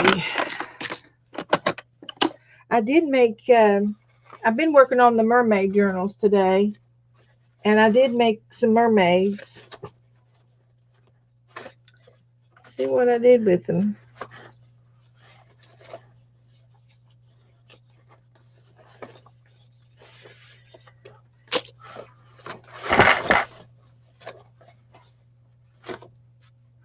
I got these girls made today.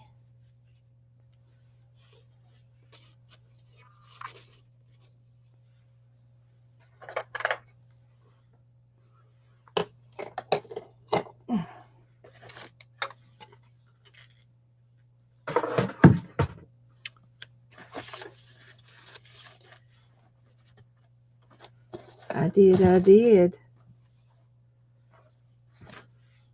Okay. These are going in the mermaid books.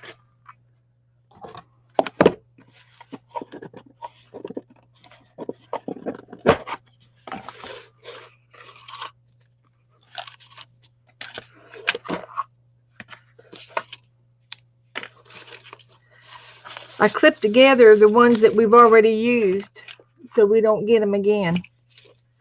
Give the other guys a chance to. Thank you, Giovanna. So I usually go ahead and pull 2 wild cards, and I still have the spinner. If you want to do a wild card, we can spin for an alternate.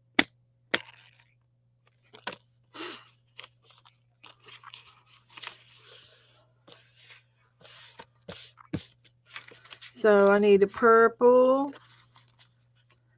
and a yellow, and an orange, and a pink, and a green, and a red, and a blue, and a white.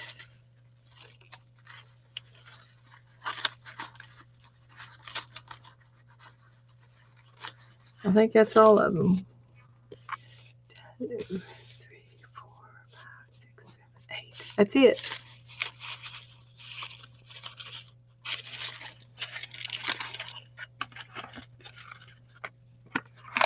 They should be different than the other ones we had because I think that's how I had it worked out. Okay, we usually do the red one first because it's the color. Y'all ready? Orange and black are the colors, and you can use any kind of color you want. Paint, markers, Posca pens. I think I'm going to go with acrylic though. Orange and black. I don't suppose I had any orange and black out. Nope. Orange and black.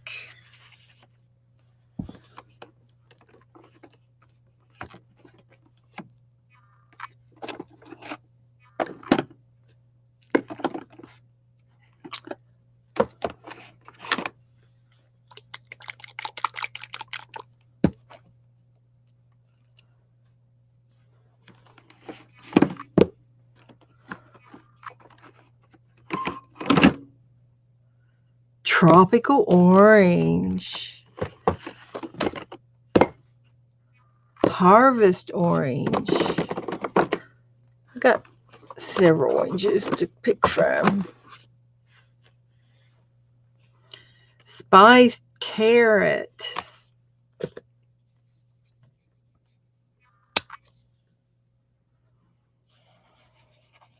Thanks, Holly.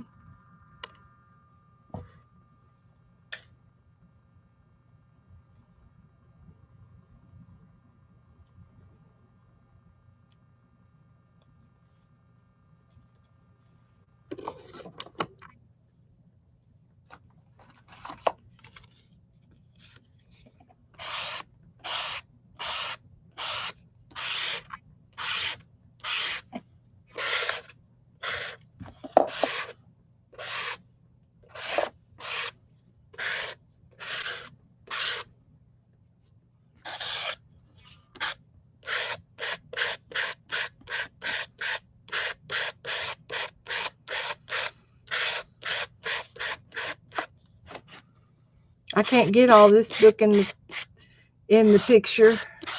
It's just too big.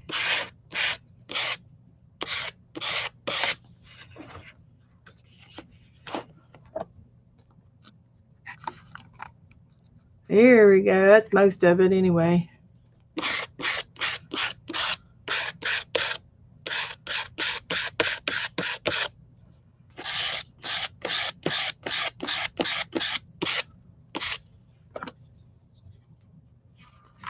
Yeah, it's going to be Halloween, isn't it?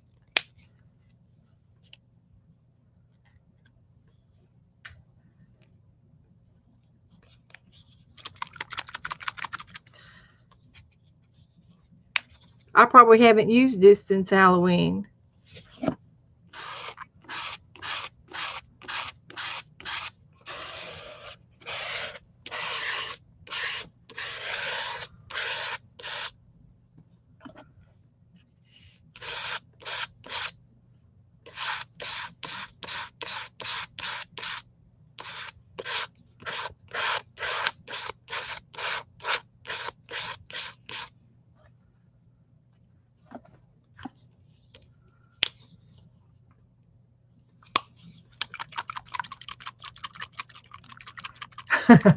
Yeah.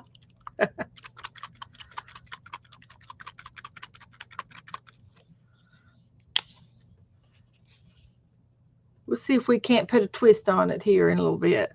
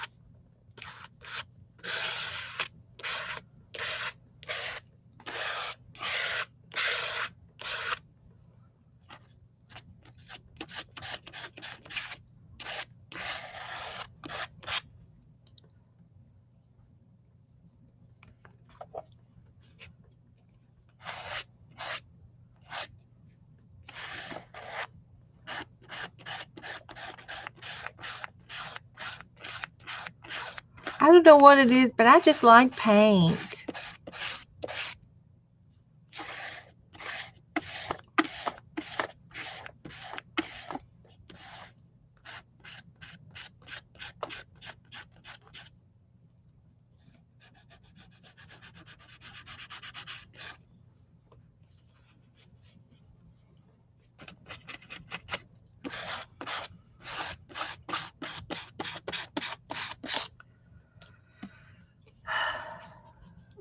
Mary's ready, ready, ready. Almost. Let me get this one little corner here. I'll hurry.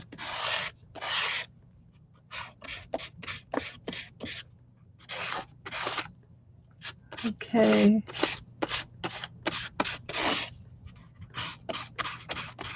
Time's a wasting. Mary's ready.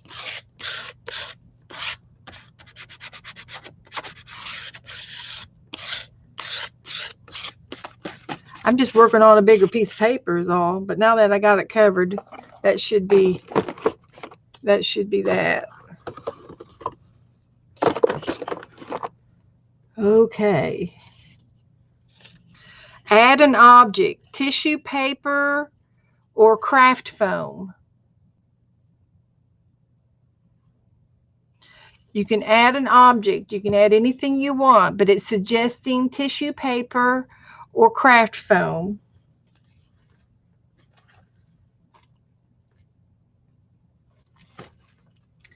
And I just happened to get some new tissue paper today. Hey, Becky, I got a question for you. I don't know if you want to hear it or not, but I got some new tissue paper in the mail today.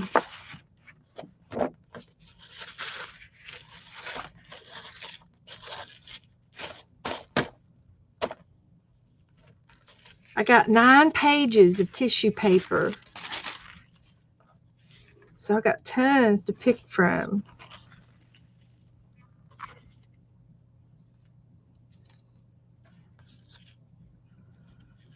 Shall I just pick some random ones?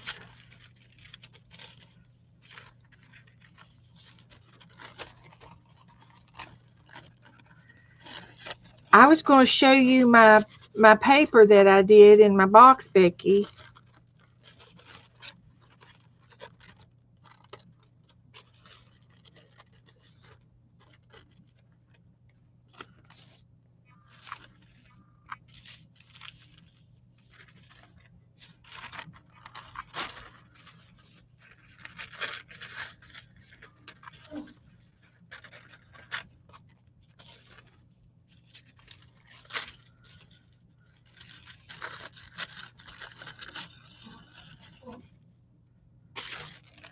I love this one here. Look at the kitty cats.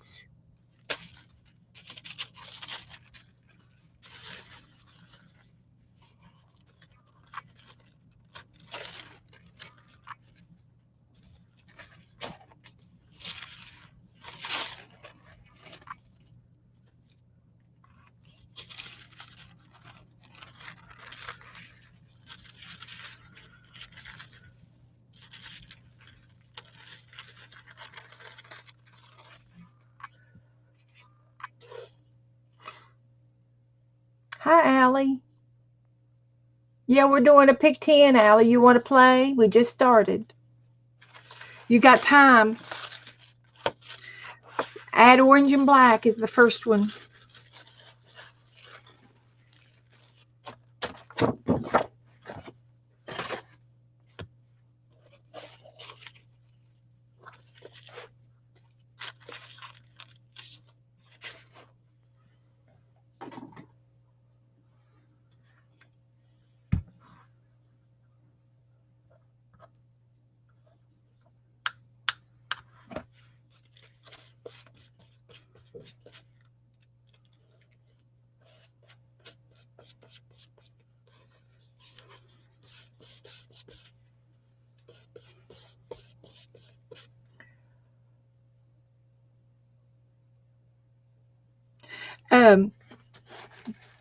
Becky, I know we were talking about the flow journals.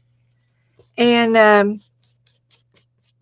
I can put all my paper in a journal, but there won't be this much paper in it. I can get more paper in it if I just pack it in flat. And I was going to show you my box. I can get this much paper in it if I lay it in flat, 5 by 8 I think it's 8 1/4. Yeah, 8 1/4. I can get this much paper in my, and it weighs out to be 1 pound and 6 ounces. Is this going to be okay? Well, if I put it in the journals, if I fold it in half, it'll be half this amount of paper. And I was just wondering if it mattered. And I guess I can ask whoever I trade with if they want it in a book format or if they want to put it in a book format themselves. They'll get twice as much paper this way. And it's pretty cool. And then I added some extra stoolies and things on top. But I don't mind this as long as my partner doesn't mind getting. They're going to get twice as much. Just saying. So I'm ready. Whenever you give out names, I'm ready. I just thought that was a nice package of paper. Okay.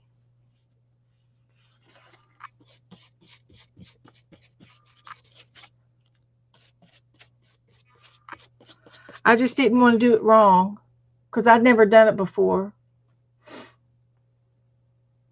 Okay. Well, I figure more is better.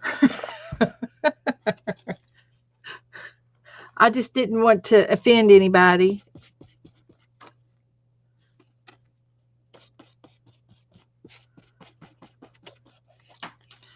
So yeah, and I put all kinds of paper in there, different kinds. Allie, are you catching up? Okay, Allie's playing. Let me know when you're ready, Allie.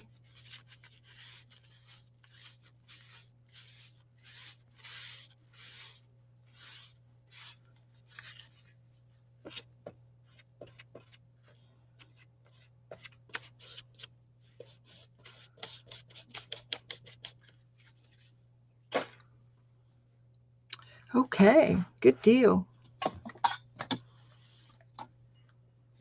Yes, it turns out to be inside with the flaps. It turns out to be 5 by 8 1/4 size paper. Exactly. When the sides are folded in on the inside of the box.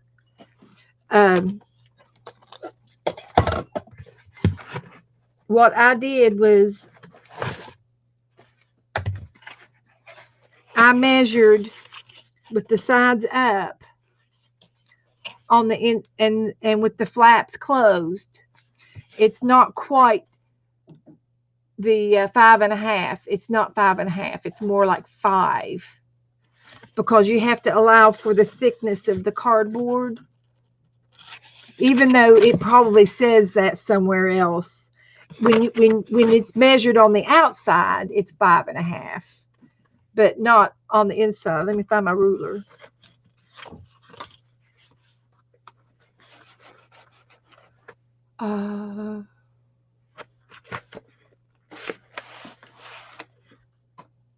Here, ruler.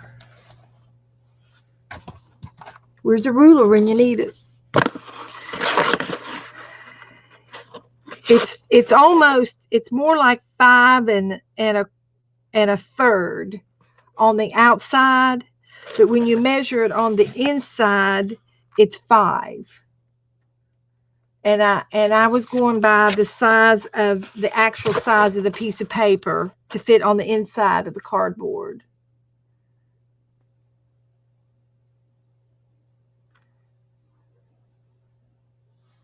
and I measured it as 5 across by 8 1/4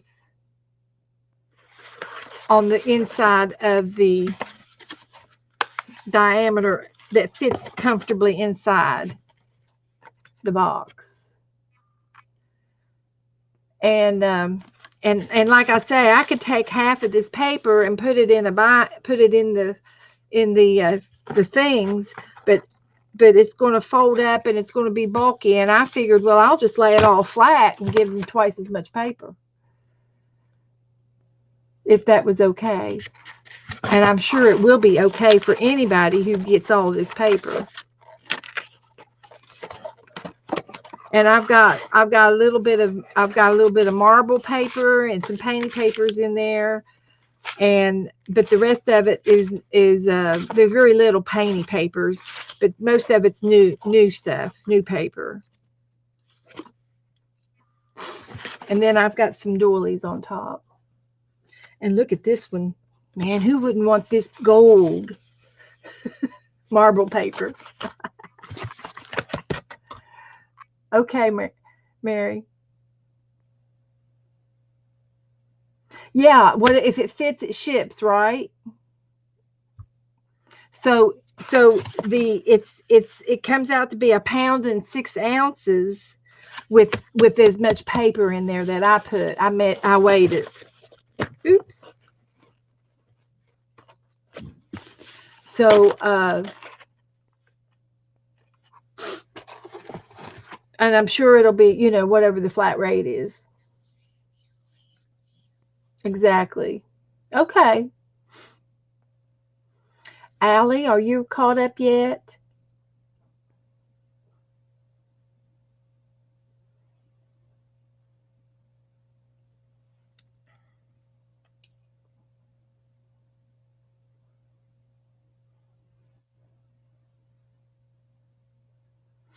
So if they're saying, yeah, to use this to go to Canada, all you have to do is wrap this in brown paper. Just wrap the whole thing in brown paper, and it's about $17 to mail this to Canada.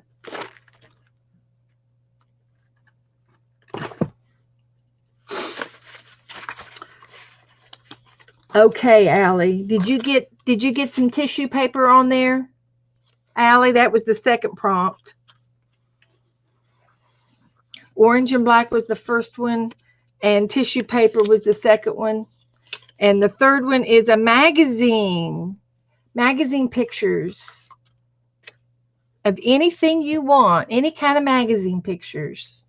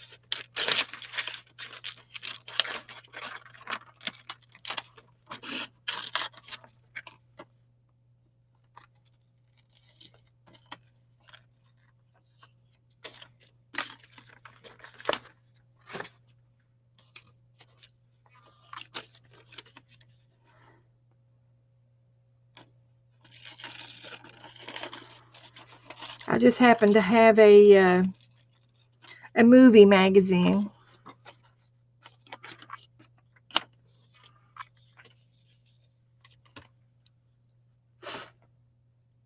Catalog, actually.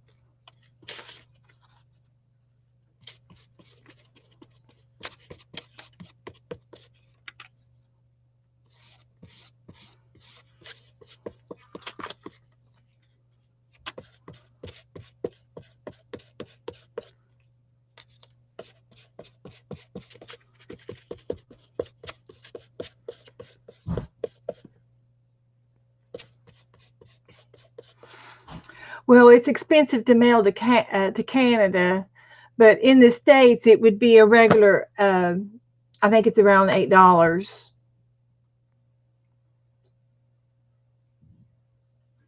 for one size fits. If it fits, it ships box.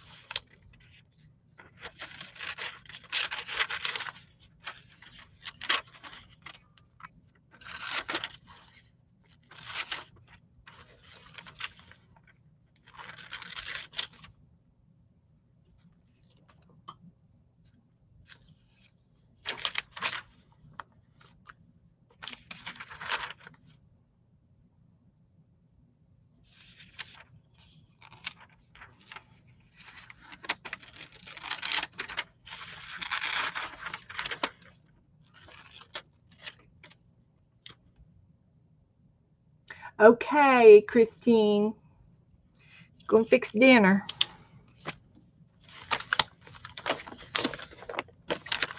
Oopsie.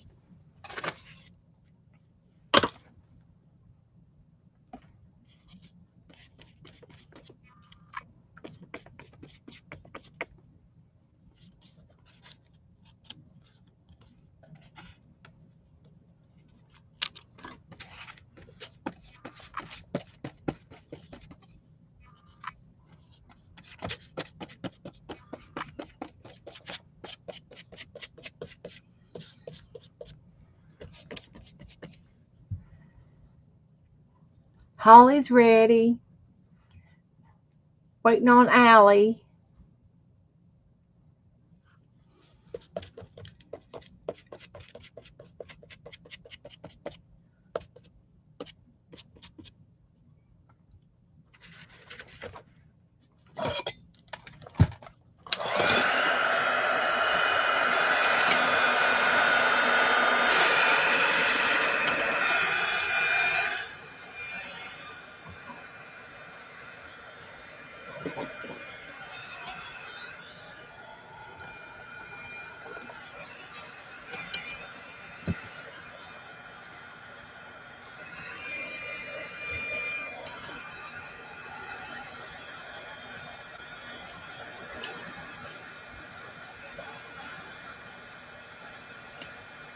I got an ATC card today from Deborah Adams.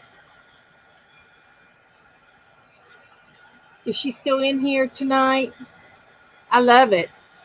It says "Seize the Day." I'm gonna have to make some to put them in the mermaid book. Isn't that cute? seize the day. That's my inspiration.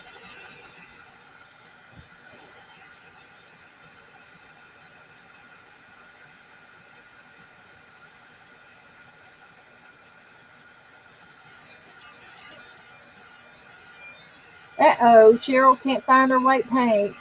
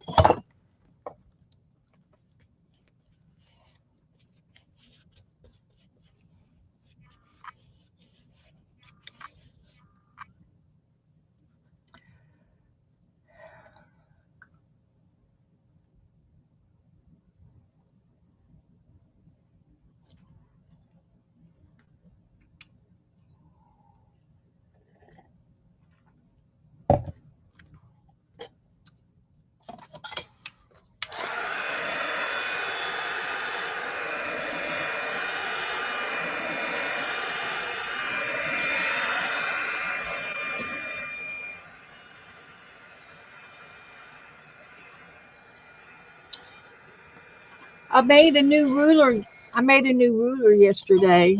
Look what I did to my ruler.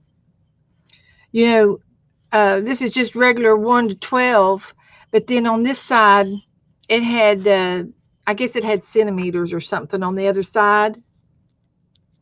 And so anyway, I had this inch tape that I bought from Michael's,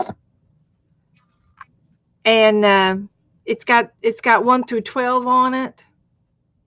So I put it down and I covered the numbers up, and I started 0 in the middle. So it's one of those center rulers. Okay, Mary's ready. And so you can make your own center ruler. You don't have to buy one. All you got to do is use the other side of your 1 through 12 ruler, and just and put a piece of masking tape or clear white tape or something, and then mark it 0 in the middle and count out. And you can make your own 0 ruler. Isn't that cool?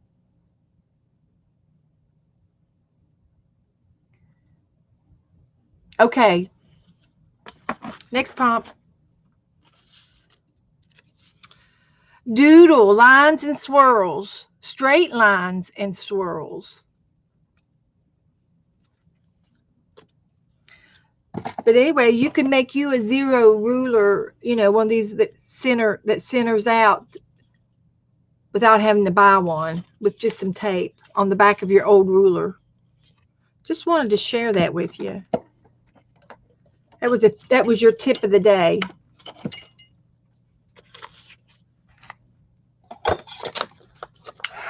Swirls. I think I'm going to have to get the big Sharpie out for this one.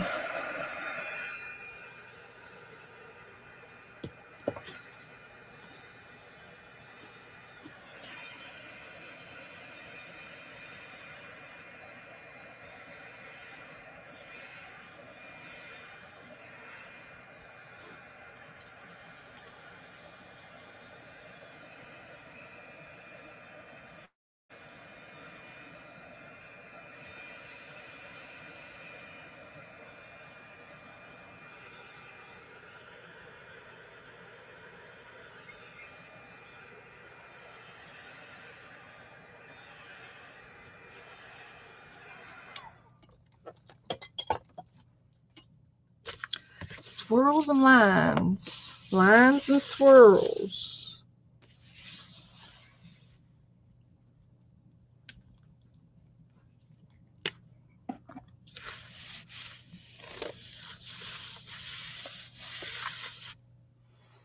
I might just have to use the ruler. Might as well. There's a line. I can make a fat line.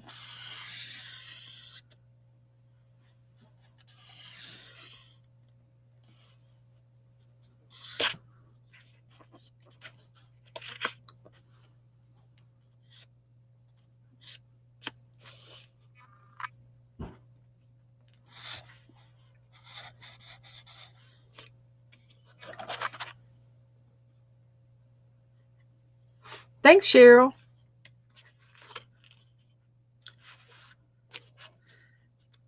It comes in handy every now and then. Never know.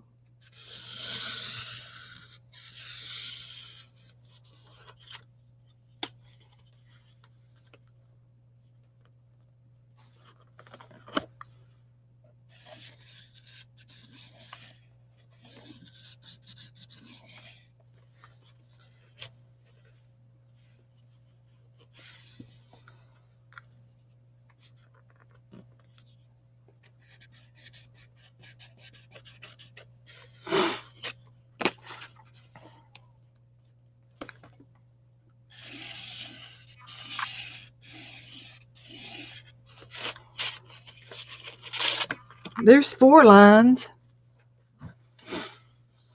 I can do some more lines. I can outline these guys.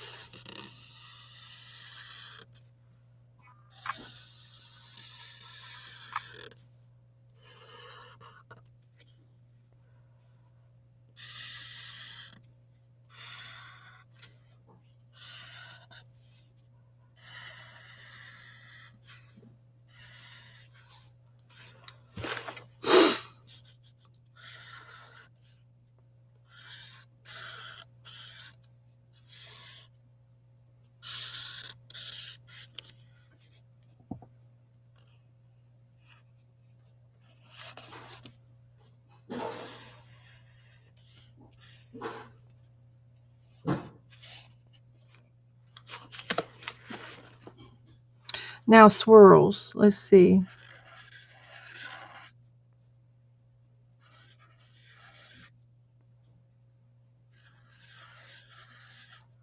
Is that a swirl?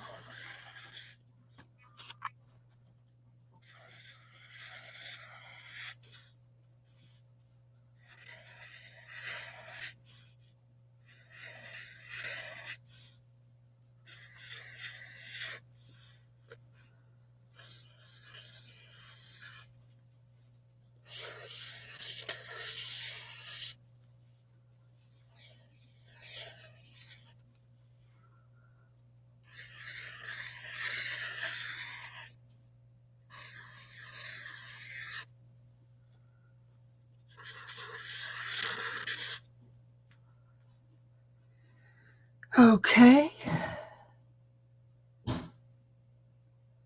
Okay, Cheryl. Oh, is it really? YouTube's wild tonight? Oh, Barb, you bought a zero ruler. Oh man. I'm sorry I didn't make it up sooner. I just did it yesterday.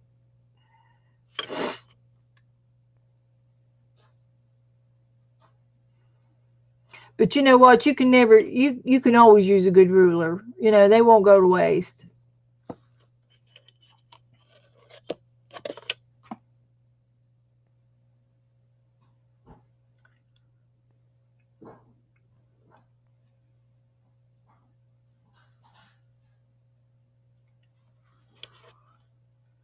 Okay, I think I'm done with my lines and swirls.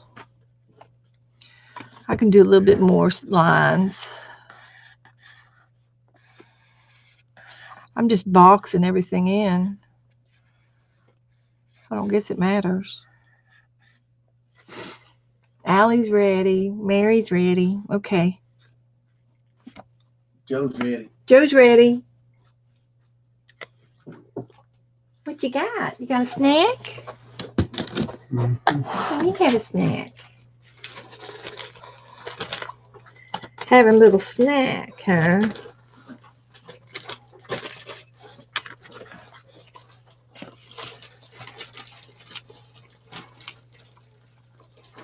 Make a border with paint. Good night, Journey. Thanks for being here, Journey. I appreciate it. Have a good night. Make a border with paint.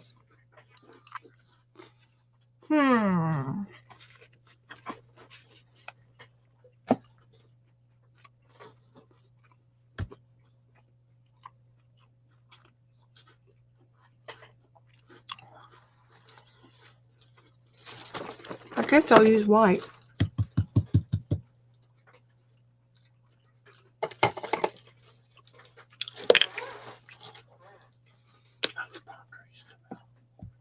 Oh, they're it's up there on the iron board. Joe asked me how the palm trees came out. In the book? No, both of them. These both of them. I did both. Oh. You did this one Tuesday night? Mm-hmm. Wow. Yeah, they all liked it. You tell them the more they do, the better they get? Yeah. Practice, practice. And I hadn't done it for a long time. I'm not. I'm going to try putting a little bit of white paint. I'm just going to put dots. Oh, man.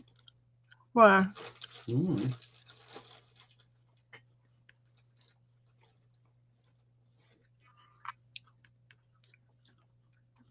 With my old paintbrush. Said make a border with paint. Dot borders. I'd already put a black line. Well, I think that's going to look fine. It looks like a movie theater with the bulbs around the poster. Mm-hmm. Since I got movies going on in here. Don't you just love it when a good plan comes together?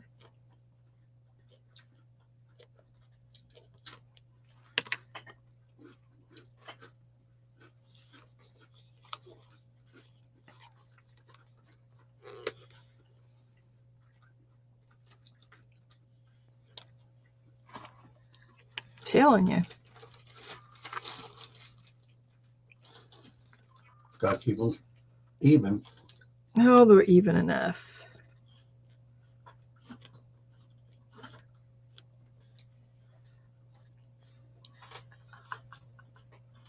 Love it.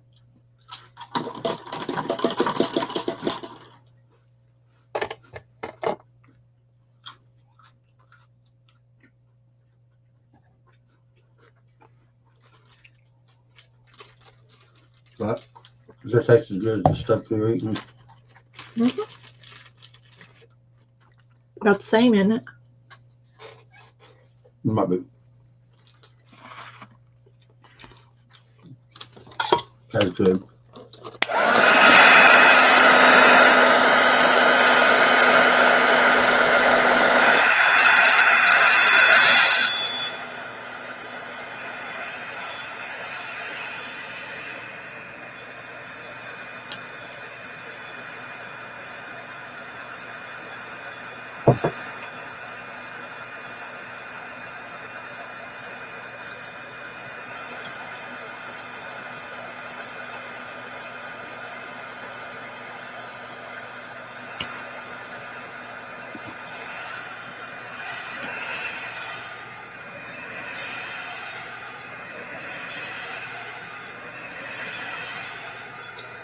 Am I too loud, Becky?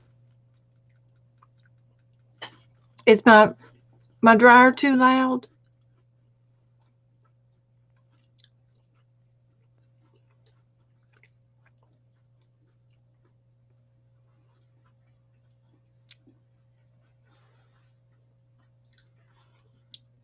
Dryer.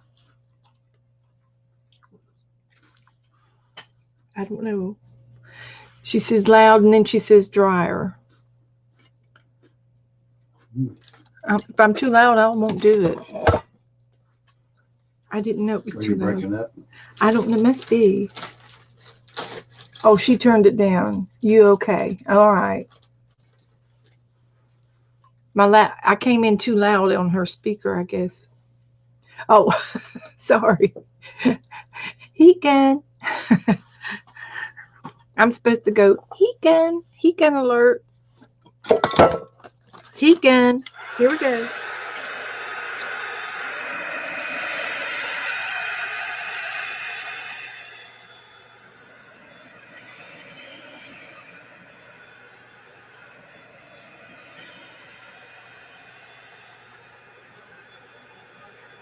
If you say, well, you do that are deep the way I'm going to be using a hand wrench.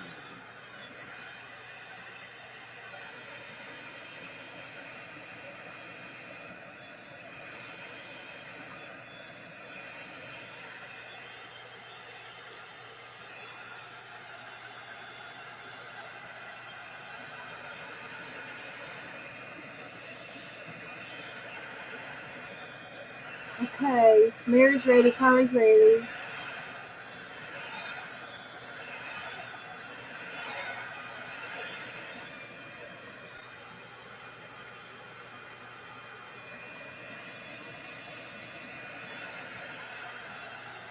Ollie's ready. How about Allie? Is Allie okay?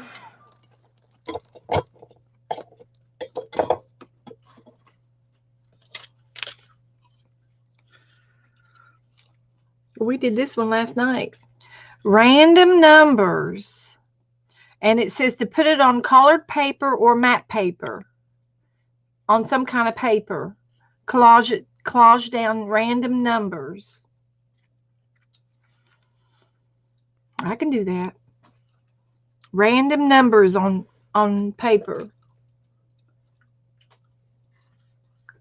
Okay, Allie. Thank you, honey.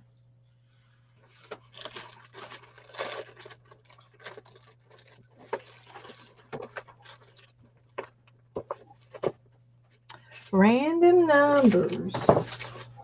Any color, random numbers. On colored paper or on matte paper. And I might have some matte paper down here in my stash.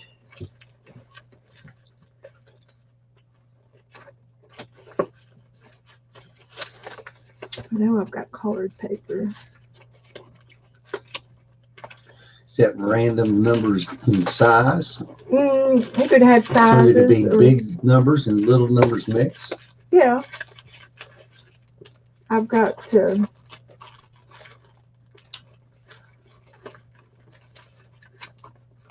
here's a map. Random numbers.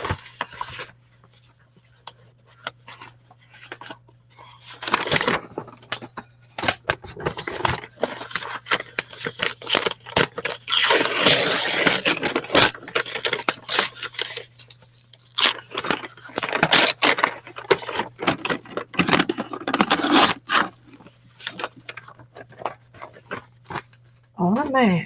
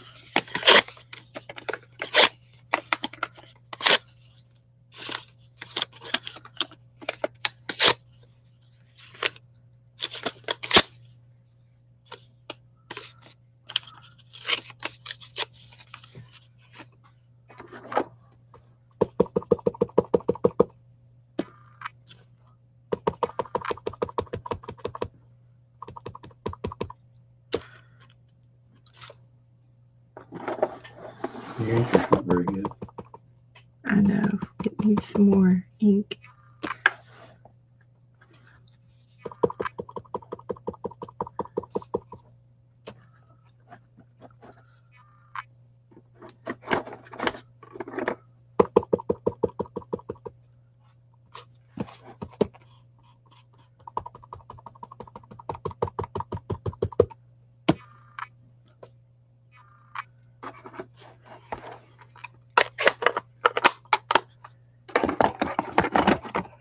I use that one a lot, and it needs new ink on it.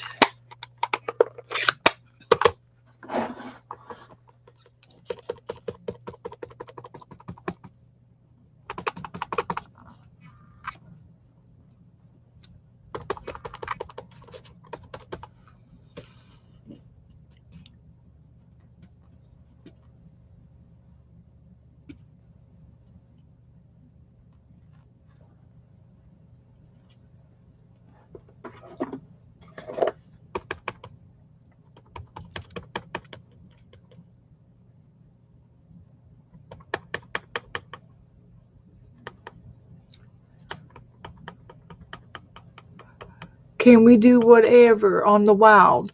Yeah, I think so. You want me to? You want a wild? I'm sorry, I wasn't paying attention. You want a wild?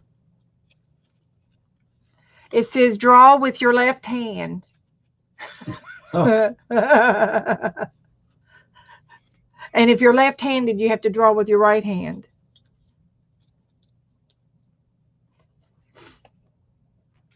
Does that help? I was busy stamping.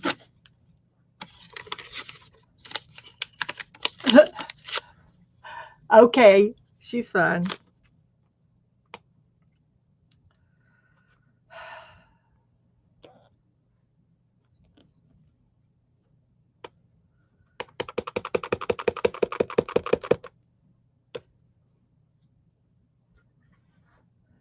I think Abby wants to go out. You want to go out? I think that's a yes. Okay, let's go. I think she's got to go. Well, she's been out watching me for a while. Oh, come on.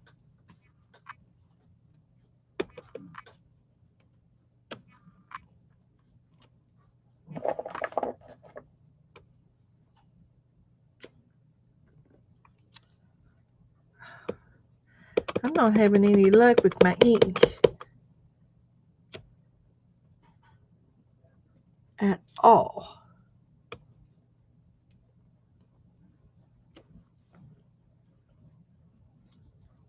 I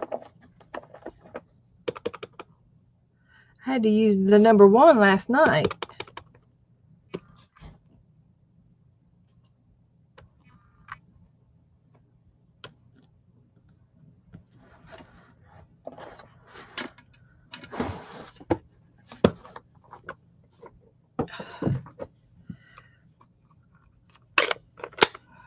Okay, Becky.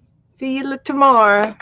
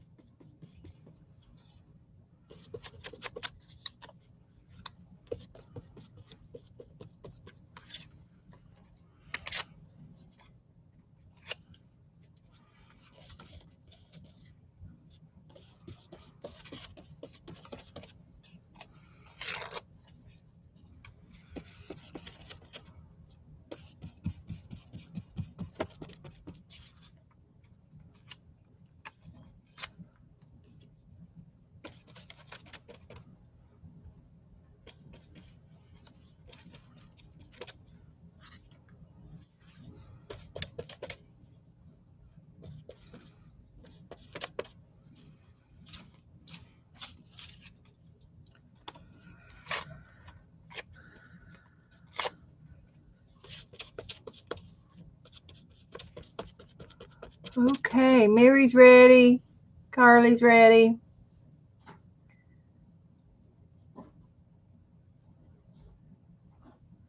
I think they do, Cheryl. I think they do have refills.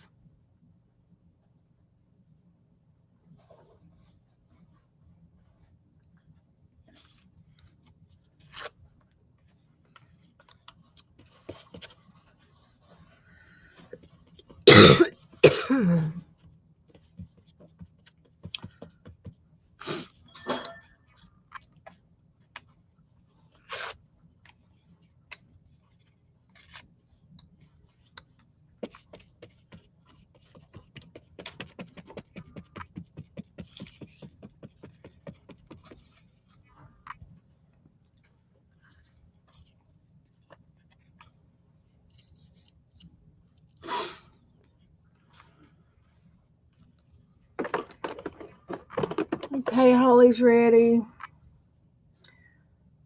Carly's ready. Mary's ready. I'm ready.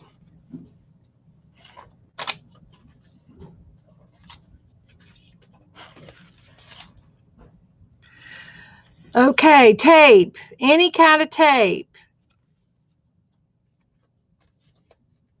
Any kind of tape. Duct tape, washi tape, masking tape,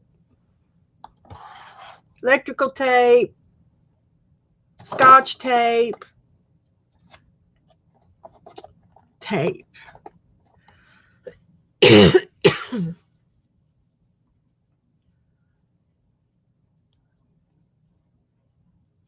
Tape, tape, tape, tape.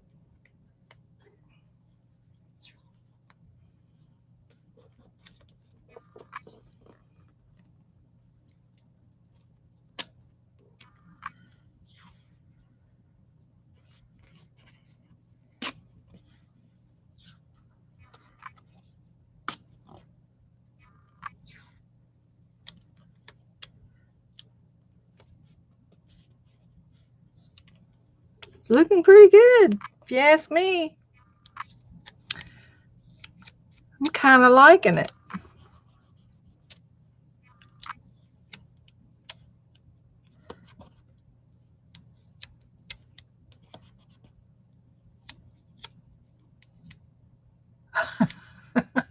Here tape, there tape, everywhere tape, tape. That's right.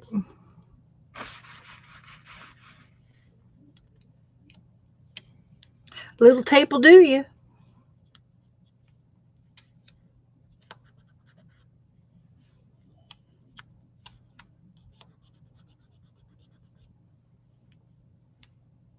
Okay. Carly's ready.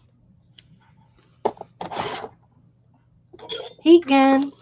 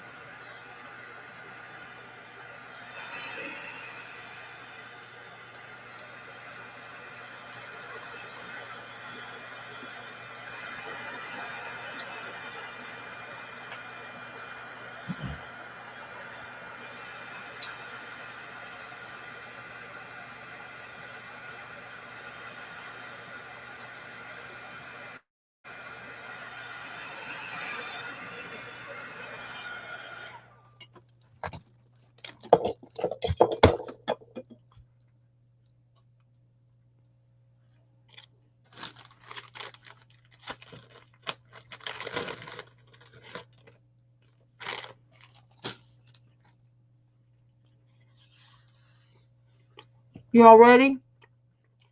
Add a rubber band or a toothpick.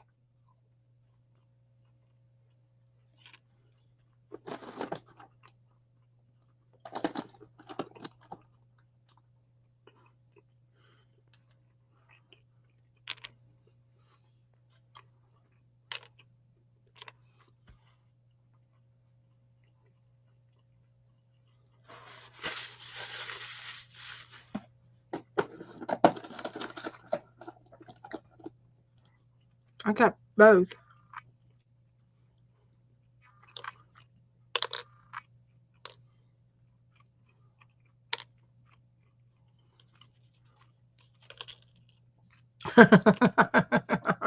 Okay. Finger dots.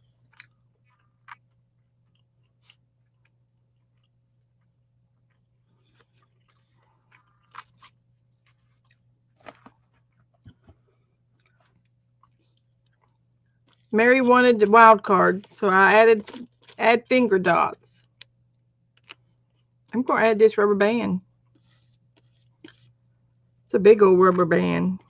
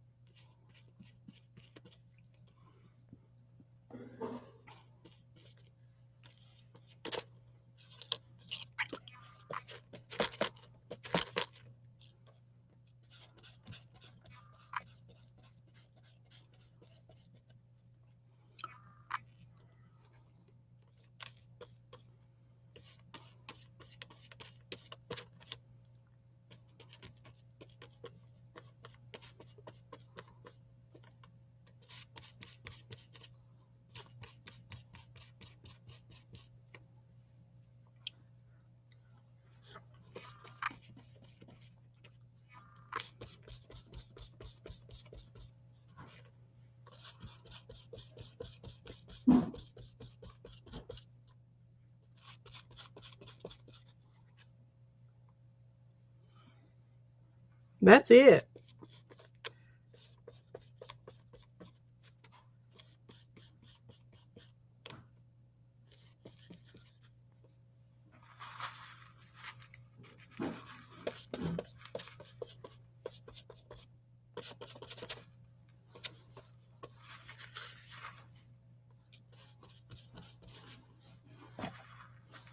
Finger dots.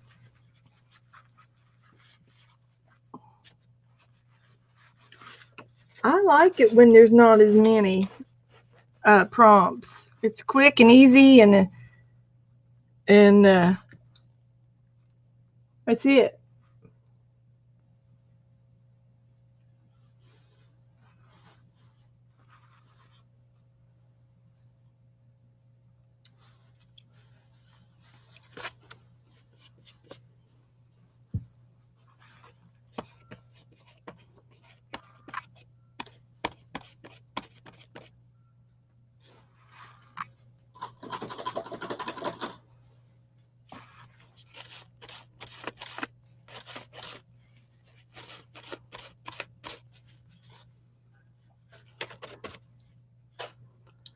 That's it. We did 10. The finger dots and drawing with your left hand, that was 10. You want another one? Okay, Lisa. We're done on that.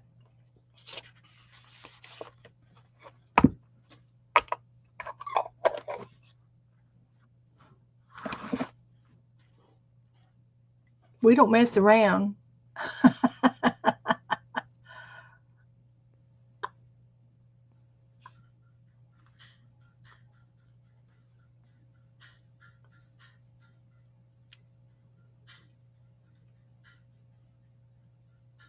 That's all there is, Carly. You want another one? Did you add finger dots? Numbers. Oh gosh. Let's see. Did you do lines and swirls?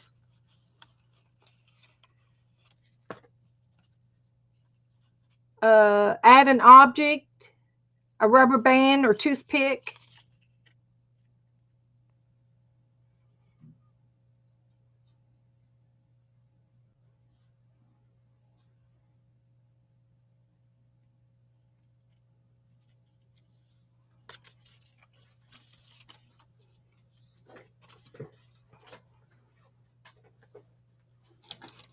Mm.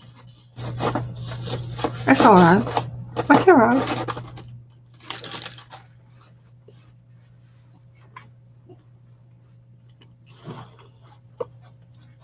I think it was a rubber band or toothpicks was after numbers on tape. Mm-hmm. Okay.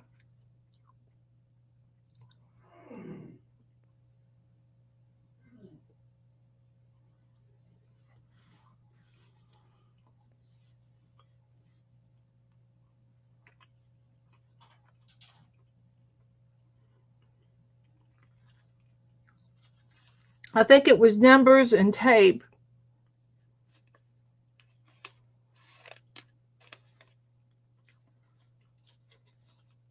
And then it was rubber band and or toothpick.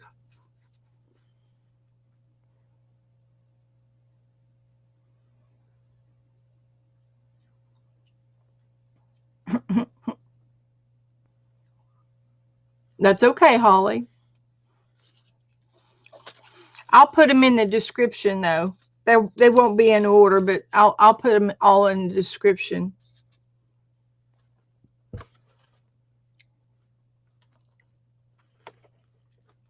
I like mine.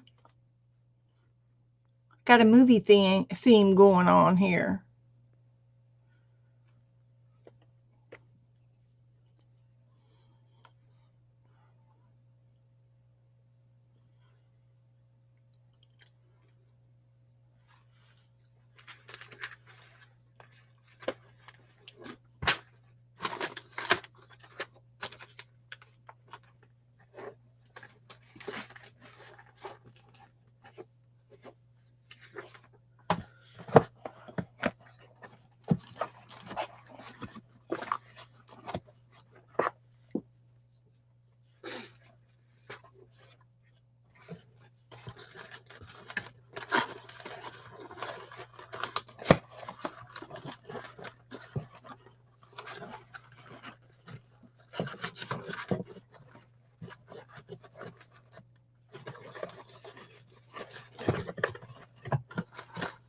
Okay, I think that's about it, guys. Oh, mini pearl cat out of yours. Okay.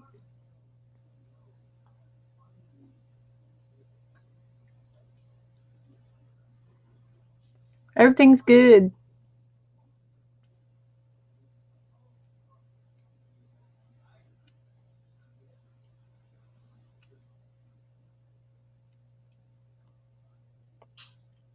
So, guys, anything else on your mind tonight?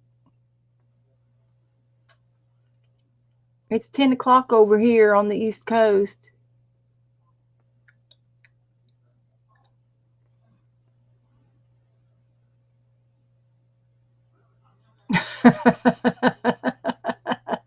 Okay, Carly.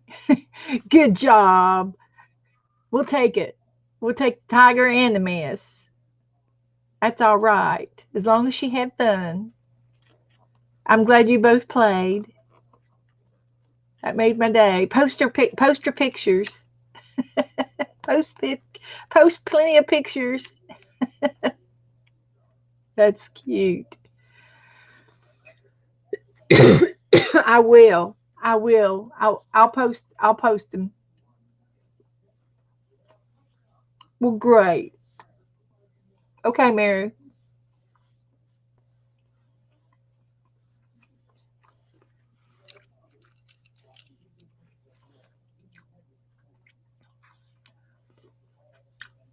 Whatever you do, Mary, if you do an impromptu in the morning, just make sure you get a good nap because we haven't had Bandit for a couple weeks now.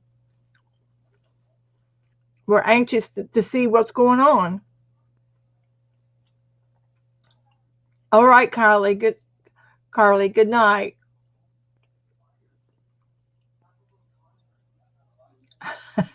If she wakes up, she'll be on. But if she needs the rest, she's gonna sleep because we have to see Bandit tomorrow night.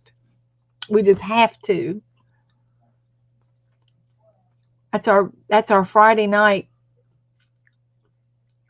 story. We got to have it.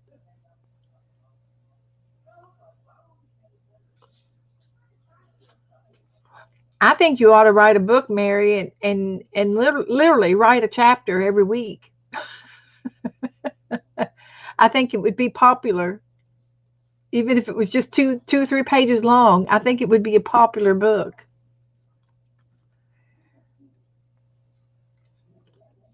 Okay, Barb. I'll see you tomorrow.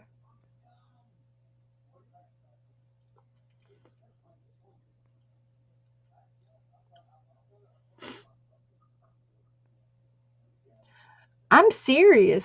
I think you should write 3 pages every week and post them. You could sell those. You could sell them. You could sell tickets to your book. Just saying. Just saying. Good night. It is a good idea. Good night, everybody.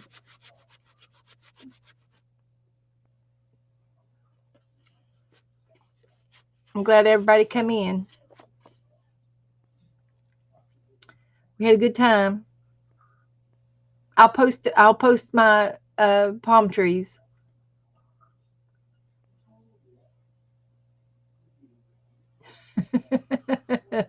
I got a whole can of pins. I will. I'll be prepared. I got a big Sharpie and everything. We'll doodle away. Okay, Holly. Okay, Mary. We can do that.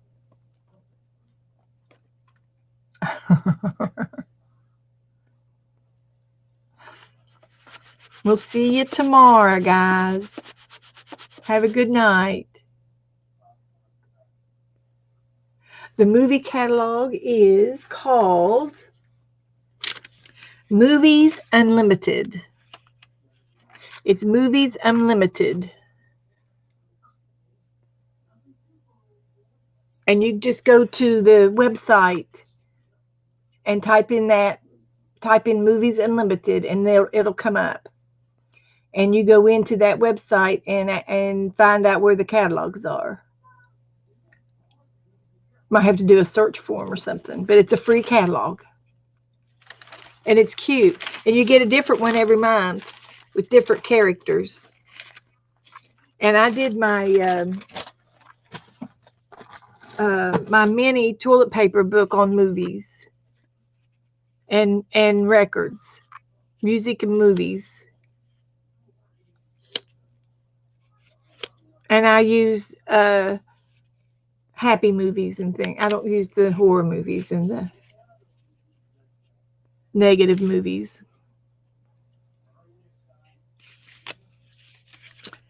And this guy here, look at that. Here's Ernest. He was in McHale's Navy, wasn't he? He was in a lot of stuff. Ernest Borgnine. And here's Charles Bronson.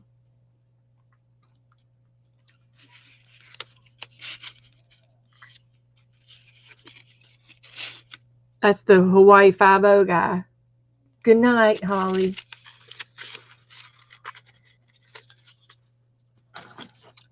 Good night, everybody. I'm going to sign off. I'll post my pictures.